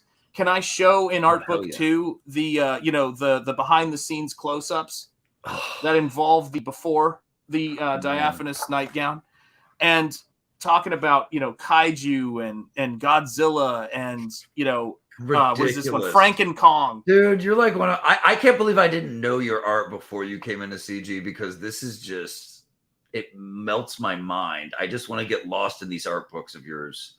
Forever, dude, all I can tell you is they're amazing. Oh my god, that werewolf is so good. Makes me mad. Amazing. Sorry, I can't look at that eye in that panel there. Why you're chasing the dragon of making us feel as much as you can make us feel with every single image. Look at that shadow with the eye. Oh. This is the goal, guys. What the hell? This is how I experience the world, and this is what I want to share with you guys. Thank you for this. Thank you for sharing this with us. Thank you for giving me a place. Is he have a pregnant bride? Yes, this is the mummy's womb. Ooh, they still swim, sweetie. They still swim. That's right, man. And that is my take on Frankenstein's monster. This is Jonah Frankenstein. And he is part Queequeg, part Melville, part Shelley. And that's the goal. Look at the Thulu-like tattoos, and then the Scrimshaw nose cover that he's got for where he doesn't have his nose. This is the stuff I just dream for you guys. And I try to make sure that that's what you're paying for. You're buying dreams when you back Comicsgate books, and you're making those dreams come to life. Is she making friends? Yes, she is. What's on her back? So she was wearing this this little cover, like just a modesty cover from when she was in the tank. But this is her, and he rescues her. The mad scientist is trying to drain the life out of these 3 humans to bring him to life. And as well as these giant salamanders. We need more of this in our lives. And he wakes up and sees her about to die, and he's like, I'm not having it. Right. And he makes a reach. Oh wow. And that is what it's about. It is. The imagination that all of us are putting into our stuff is on 11, as Spinal Tap would say, have a say. And so when I was imagining initially what my monster would be brought to life by, it was a doorway and a Thulu-like creature bringing the monster to life instead of the typical lightning. And it was a character like Nosfero back when he had two pistols stepping into the fray. And of course, I'm dropping down a shoe bill because it's metaphorical and it works for this thing. Oh, shoebills are eerie birds, yeah. They are eerie birds that that prey on their younger siblings. But everything from the Headless Horseman, this book will be my 3rd book. Square bound, glossy stock, hardcover on 140-pound paper. This is nice paper. That's what Nosfero is going to be. And when I do the pinups for like the CG Vacation book, which I know you guys know, you see this all the time. If you think this is crazy, and it is, it's insane. Wait till you see what I have done for Mon Frere. You know, it is. It's gonna be some. It's gonna be some real stuff, guys. Yeah. Comicsgate brings. How many more days do you have on that one? Yeah. So I've got it's tough to say. 30th? I can't remember what the last. The 30th is when it's due. Right. I hope to be basically just doing polish and scan work on it. That's my cool thing, you know, scanning it and then making sure it's as true to You know, just like what I did with Right. Bill's is true to Right. the painting as I, can get it. Because to get that actual effect, I do a serious like scan of it, just Your like I will with this book. serpents. So Yeah, sorry, I need your- the surface. the serpents in your book. Oh, I like yeah, the little yeah. hidden butt shot that you use. I mean, that's that's so cool. It's so meaningful to you. I can tell with your Yeah. use of them in imagery. But were there any horror movies that inspired this at all? That got you in? Oh wow! There's You've my got the- Titanoboa and a- desk prop. But what inspired me with that? Gotcha. Yeah, That's awesome. What inspired me with it was obviously, the connection I have, with India, and then Right. there was a priest that came to my grandparents' house once, and I don't know how they do this, but I'm assuming there's some kind of like hole drilled in the thing or whatever, but they bring a cobra to your house and they feed it. The priest will take a cup of milk, put the cobra holding its head to the milk, and you will see it drinking the milk as the milk goes down. So these are things I saw like when I was a kid, and they affect you. You think about how important the snake is in culture, and then of course Joseph Campbell. And I need to be able to to create stuff that goes beyond what how do I word this? Because I don't want this to be a dig at the mainstream. This isn't the mainstream's business as far as I'm concerned. And it's weird for us to think it should be their business. Do you get what I mean? It's not Hollywood's job to make Night of the Living Dead or American Werewolf. It can happen, but it's not their job. Their business is business. God bless them. That's what they do. Our business is also business, but this is our business. Our business is making, imagination, doing a lot with a little. Yeah. You know what I mean? Creating whole universes on a piece of parchment.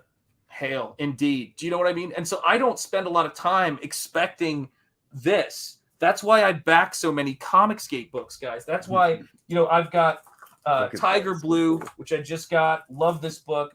I've got First Man. I've got 2 copies of First Man 2 so that I love Bart Sears. I read the Bart Sears copy, keeping the Andy Smith bagged and boarded. I'm going to be Tiger getting, Blue 2 is launching soon. Tiger Blue 2. July 3rd. Walking the walk, launching. man. If you guys want to see me write another Golden Age character, Phantoma, the first ever female superhero, badass defending her jungle. And if you want to see me write Black Terror's sidekick, Kid Terror, you're going to like this story. It's so cool. And then there's also stories by Clint Stoker and Darwall.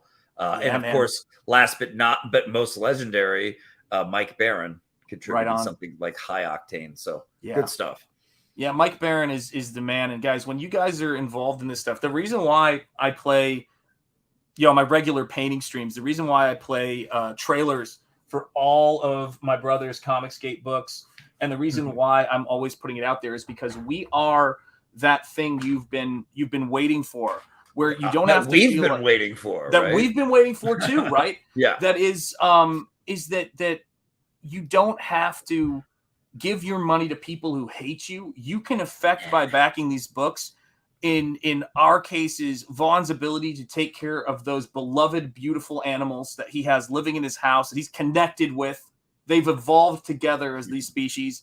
You can help me and my family and my wife with your donations. You're seeing real people who this is my job. I come to my desk every single day and I paint for you guys and I paint for my backers.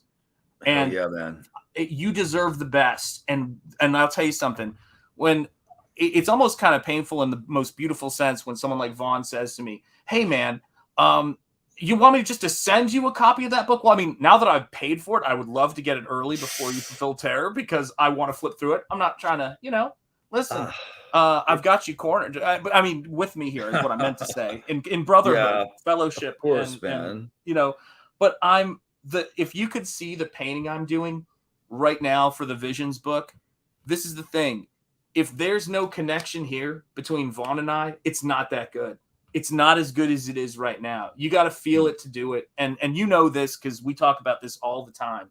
You got to feel this stuff. It's not a a game for us. Like man, we love this stuff, man. To have an artist support system and be able to make stuff and work with your friends and laugh and trade secrets and show each other, help each other behind the scenes is like, don't want to reveal the magic of Comicsgate is like the stuff that you don't hear about behind the scenes with good friendships and like cool people. It's not a bunch of evil, weird shit from what I see. I just see artists having a good time and like but also having hard times. We're artists and we're human beings. We go through struggles. We go through ups and downs like anyone else.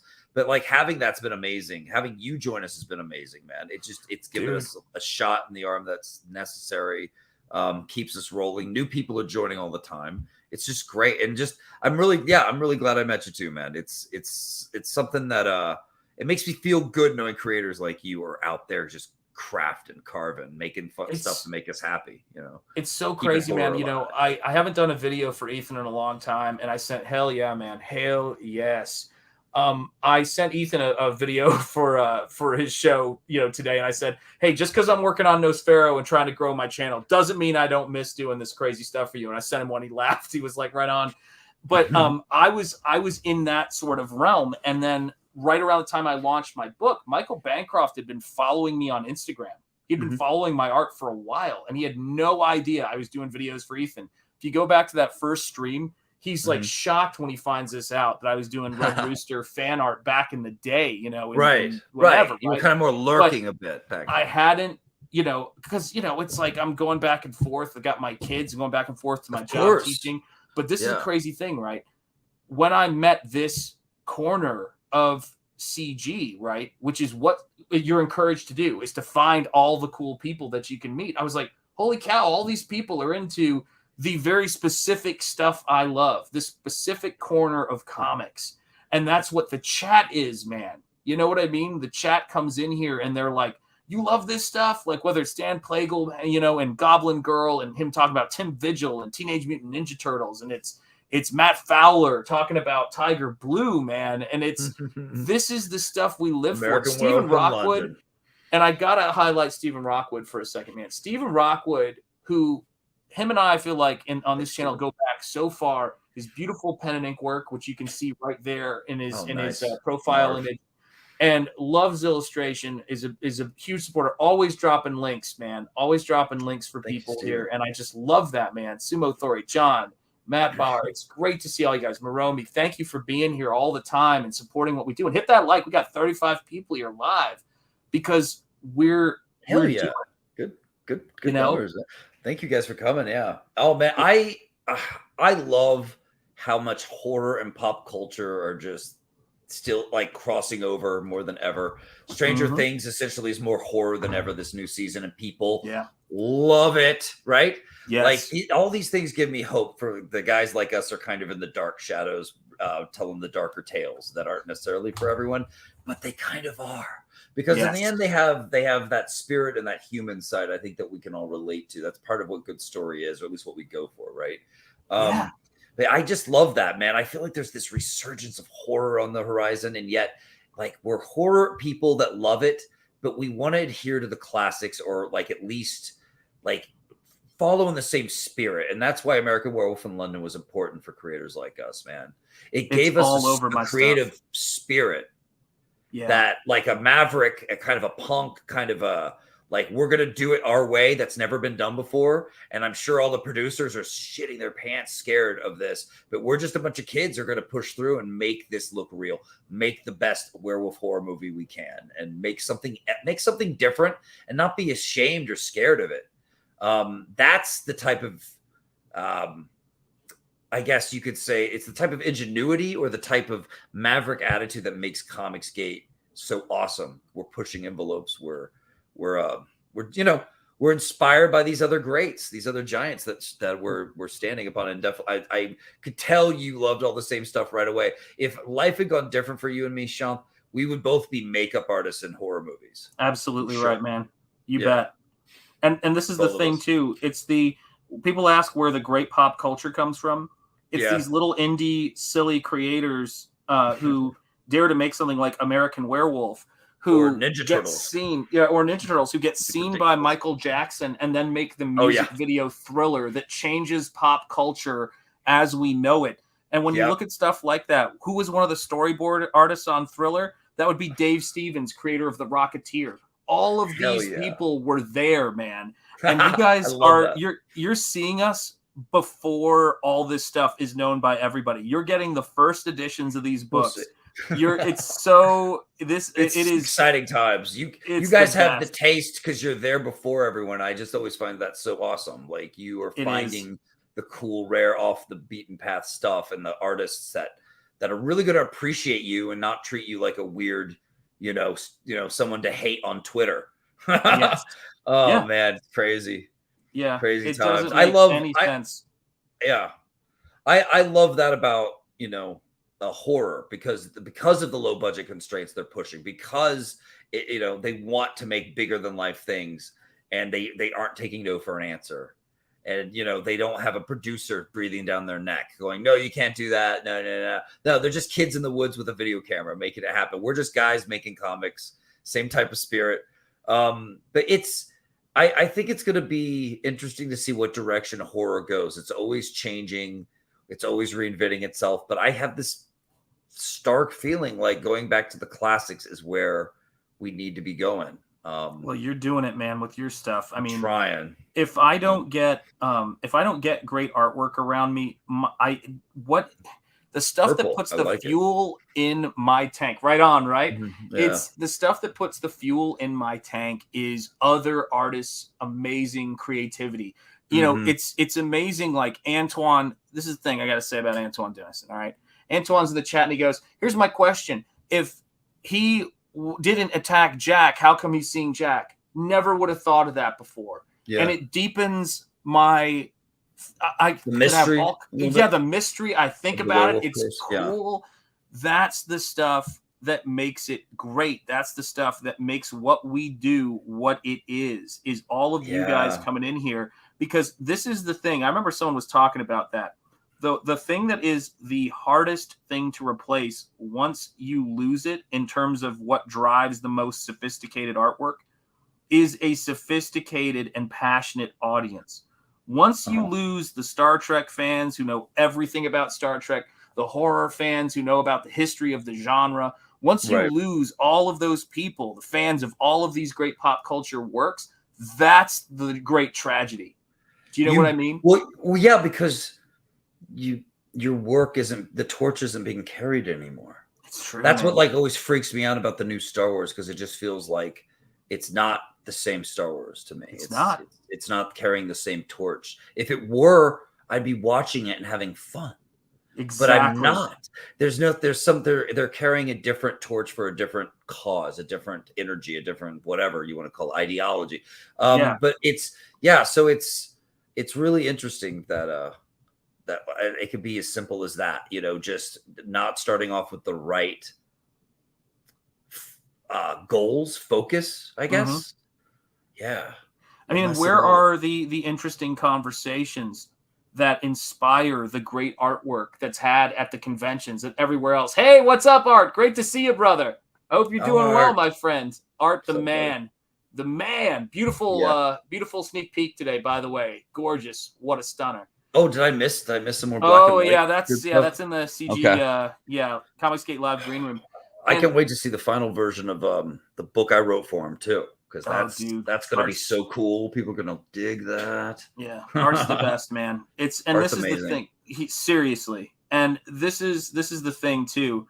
And I've said it before. I said it in the Comicsgate Live Green Room. I said, I don't know if other people say it, but this Art T-Bear kid, he's got talent.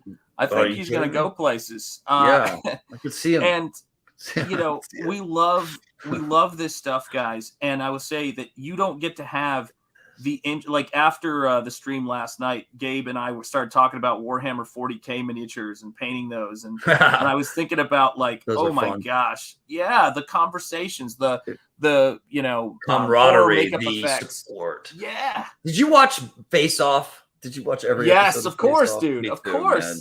Yeah, watch a lot of Face Off. That's the makeup show, guys, on Sci-Fi. If you don't know it, that went on for like 13 seasons or something. Yeah. 'Cause we love it, man. And we loved it. Were you a Glenn fan, or were you like a more of Look at that right there, Vaughn. Oh, There's thanks. some love, baby. Thank you, Hail. Art. Oh man, writing for that was one of the best experiences, man. It was so fun. Yeah, good times.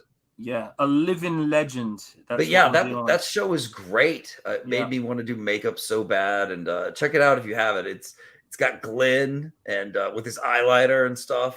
He's all serious, but I still love him. And he has his little outfits that are always a little too tight on him, a little too. They don't fit him well. It's awesome. And then you have the makeup artist from Beetlejuice. What's her name? V. Neal. And V. Neal is awesome. She's a great artist and judge. And yeah, she designs a lot of Tim Burton stuff. So it's a cool Talk show. about somebody who, or a movie that is my wife's absolute favorite is Beetlejuice. She actually, her absolute favorite movie is The Fisher King by Terry Gilliam. Ooh, that's a good one. She loves that. Yeah, that girl's got class, but she's loves that's Beetlejuice, man. It's a good movie. And she said to me, she goes, and her nickname that her brother and her brother's friend used to call her when she was a wee lass was Lydia. So they they used to say that's what she looked like. Yep. Yeah. And people don't believe it, but that's when they meet her now. But that's the thing. She was about strange and unusual. She was strange. I myself am strange and unusual. Yeah, absolutely, man. And thank you, Art. Always your inspiration is appreciated, man, and your mastery is, and the legacy you bring. Definitely. Much love.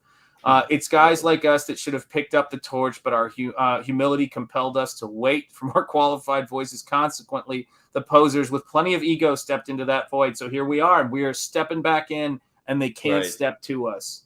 You know what I mean? When the torch goes out, like, we really do lose great parts of our culture, parts of our art, our expression.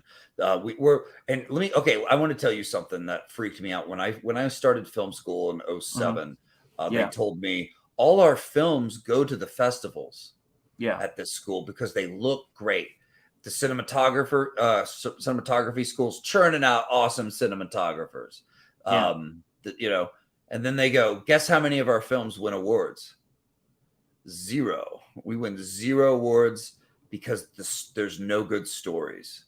And so I made it this huge goal. I mean, I already cared about story and stuff when I started school, and I've been doing it for years. But I was like, man, someone's got to save storytelling because we're losing it. And when you lose it, you lose a big part of our humanity. What makes us tick, what makes us learn, what makes us inspired, what makes us go on, other people inspired to go on and carry the torch and do great things gets lost. You know, so it's always been very important to me, man. You got soul in your stuff. If I die, I want someone to pick up a Vaughn book someday and go, hey, this is pretty cool. That'd be nice. I said the same thing, man. It's like, and I want you guys to know something too. This is the way I think about it, and have a great night, my friend Art. Take care. I want you guys to know this. Like if, and that's my attitude when I sit down to work. If I die, I want all of you guys to know that it was probably Mrs. Enjetti. All right. So don't let her tell you. I know that's not where you were going, Vaughn, but I just wanted to throw that out there. Okay. Just, because you never know. You never know. It has to be said. If it looks like an accident, it ain't. No. But shot himself in the back of the head 9 times. Yeah, exactly. But he must have fallen down. Shanth was always an overachiever. Yeah, that's right. Seriously. Oh, amazing. Oh my God, man. I love how you did this type of image. You're always thinking in terms of images and how to combine them in interesting ways. And this is another good example. She, in a weird way, you could also think she has women on the mind. Yeah, dude. This is the thing for me. The body she used to have. The body. Bullshit. This is it's going down a deeper road now. Nice man. Purple. It's a nice purple. Well, this is the thing about it for me, brother. It's like we sit down and we do this stuff because every single person who backs this book and gets one of these head sketches, and I'm telling you guys, I'm pretty sure this is the last time I'm going to be doing the painted head sketches, just because I say that. Like, let me be clear too. I say that, but you guys. Things will change, maybe. I bet. Right? Yeah, things will change. But still, like, this is special. This is this is a steal, is what it is for the price. Is what it is. Because you guys deserve. Like, if I wouldn't put it in one of my art books, then I'm not going to give it to you guys. Yeah. That's it. If they were making an American Werewolf in London remake, like, what would your first gut reaction to the announcement be? I wouldn't be interested, but I'll tell you why. Oh, geez, Son of Liberty Radio, man. Come on now. All right. We gotta hail Son of Liberty Radio. We appreciate it. I've never met a woman that that liked a Terry Gilliam film, Brazil, Time Bandits, Monty Python's Holy Grail, 12 Monkeys, all great films that women hate. And my wife loves all of those movies, man. All those movies. And add to that list Baron Munchausen. So I love that movie. You've earned this, so I've got to play it, Son of Liberty. I love all those movies too. There you go. I've made a lot of girlfriends. Oh, here we go. No. Yeah, we'll do it. Well, yeah, I was going to pause, but you can finish if you want to. But I was just going to say, like, I've made a lot of girlfriends watch some Terry with me, man. It's true. That's right, man. Absolutely.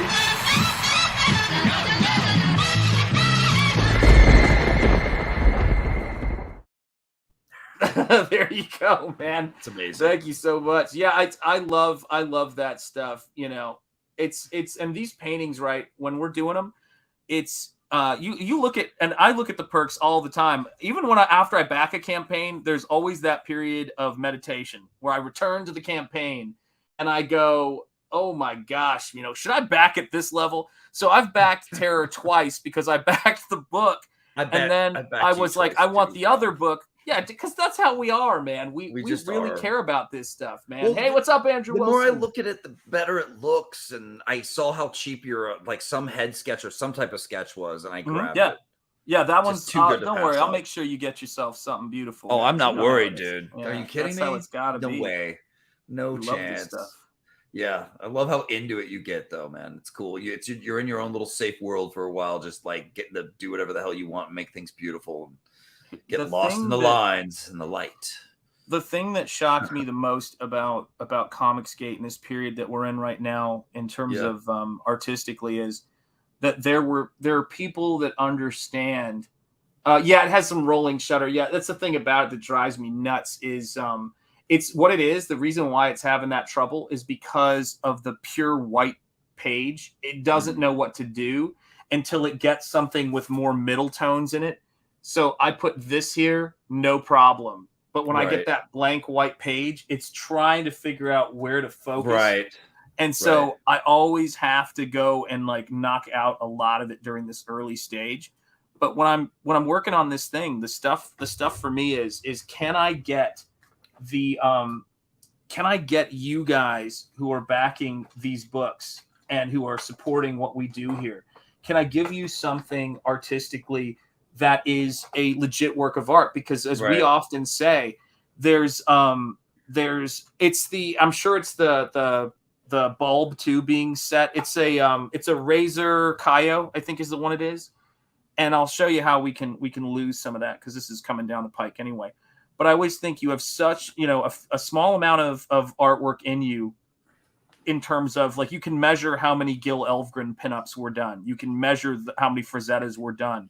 Everything you do has to be worth your time. Every way you spend your time on streams or anywhere else, is valuable. And that's why we value you guys spending your time here. Some violet going down. This right here is the trick, right? I'm mixing, and people blood. Ask me. You use blood. To show my palette. That is the dioxazine purple. Move my hand here. That's the diox purple right there, and a cad orange. And when you mix those two together, you get this sort of burnt umber color. And that's one of the things I do. I try to mix, instead of just grabbing like a burnt sienna or something like that. I'll always start out by layering in these colors and doing it with glazes. And that way they're going to get something that is just hypnotic when it comes in the mail and they see this. It's going to be beautiful already. God, it's going to get even better, guys. Dude, has Rick Baker ever seen your takes on his werewolf?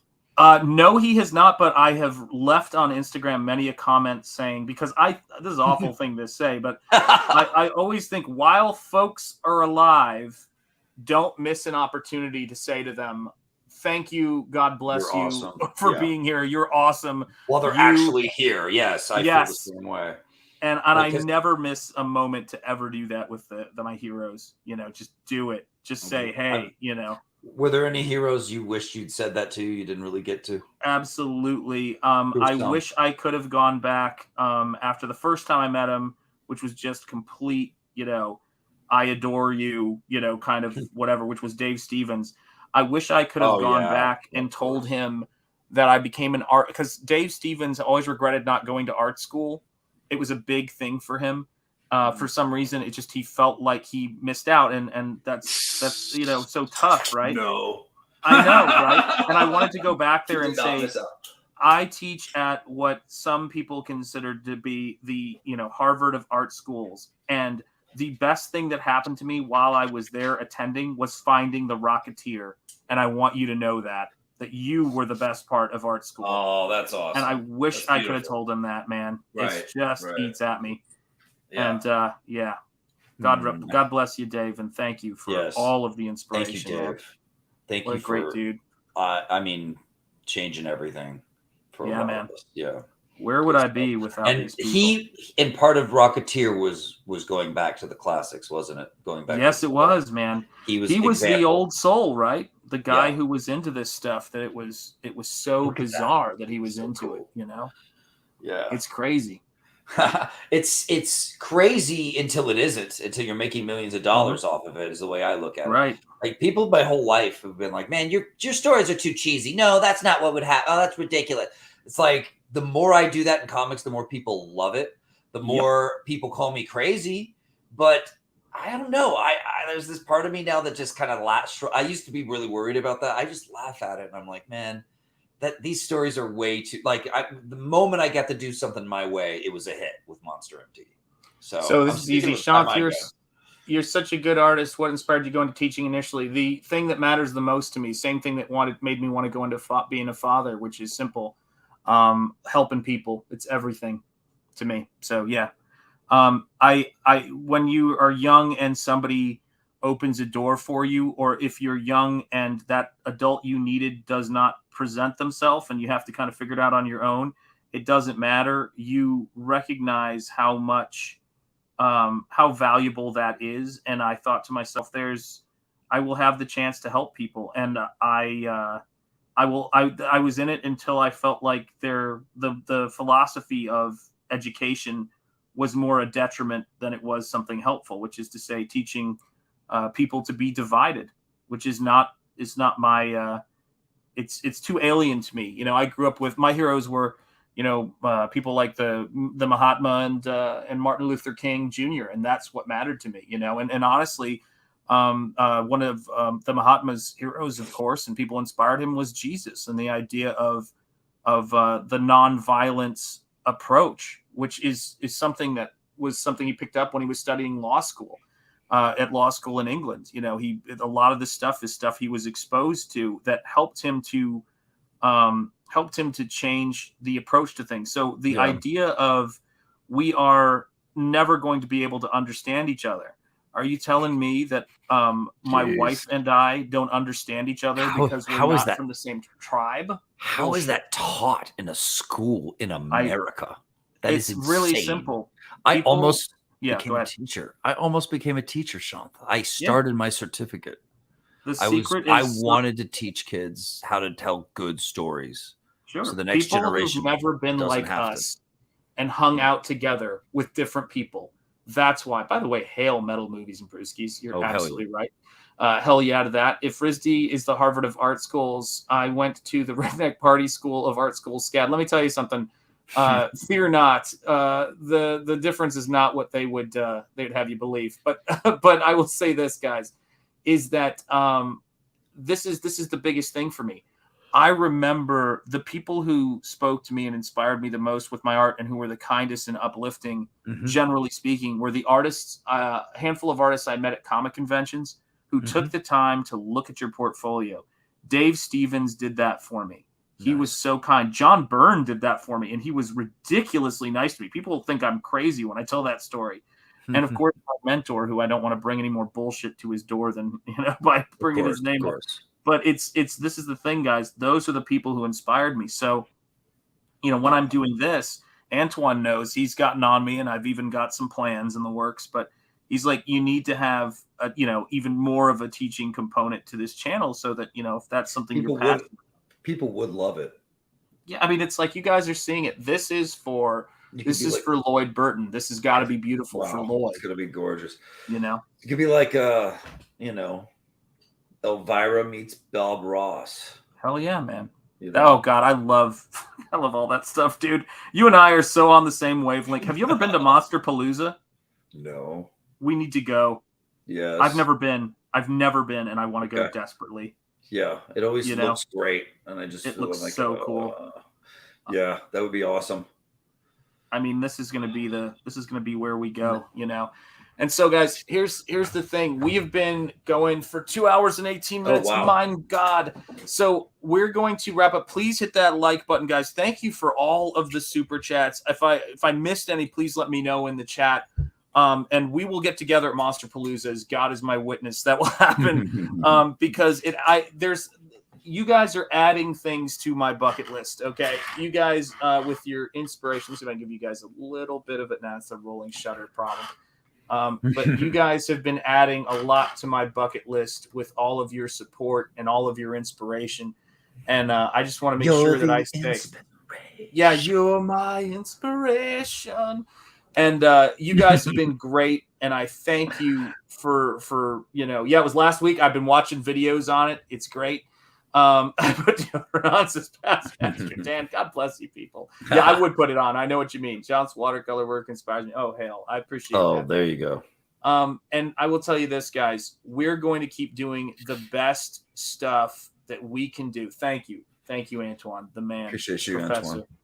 Antoine. And we're just I will get a PO box, Antoine. You know me, I move at the speed of stop. It is what it is, man. But we're gonna get there, guys. And with your support, there is nothing that we can't do in Comicsgate to inspire us. Thank you for coming in here and hanging out and celebrating American Werewolf. Shanth, are you kidding me? You're the best person to celebrate it with, and dude, I appreciate wouldn't have had it any other way. I really had a great time in hearing your insights on it, and what a movie, what a defining piece of art that's right there in our work, guys. If you pay attention, so yeah, man, thanks for having me. Thanks, hail to the chat. You guys are amazing. You're why we do this.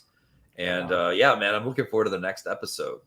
Yeah, we're gonna have fun, man. We'll chat for a sec after this, if that's cool with you. And I'm gonna play us out with a song. I remember when these two met. Yes, you do. He always talks about that. He goes, "I was so glad I was there when these two met." Is Michael always says. Hey, Michael. Everybody, check out the Lucent 2 Painted Death, man, and sign up for that email list. And here we go, guys. Here is your music. Let's do it. Here's a little something for you busters. Yeah. You're not even learning anything on the street. Yeah. You think I'm stupid, son? Yeah. See what I'm trying to say to you, boy? Yeah. Do you? What's up with that? Look at me, damn it! Y'all cowards don't even smoke crack. What's up with that? You smoke crack, don't you? Y'all cowards don't even smoke crack. Look at me, boy! Hey to you. You smoke crack, don't you? Don't even smoke crack. You know what that does to you? Huh? You smoke crack, don't you? Smoke crack. Go on and do it expeditiously. What's up with that? It kills your brain cells, son. It kills your brain cells. Don't even smoke crack.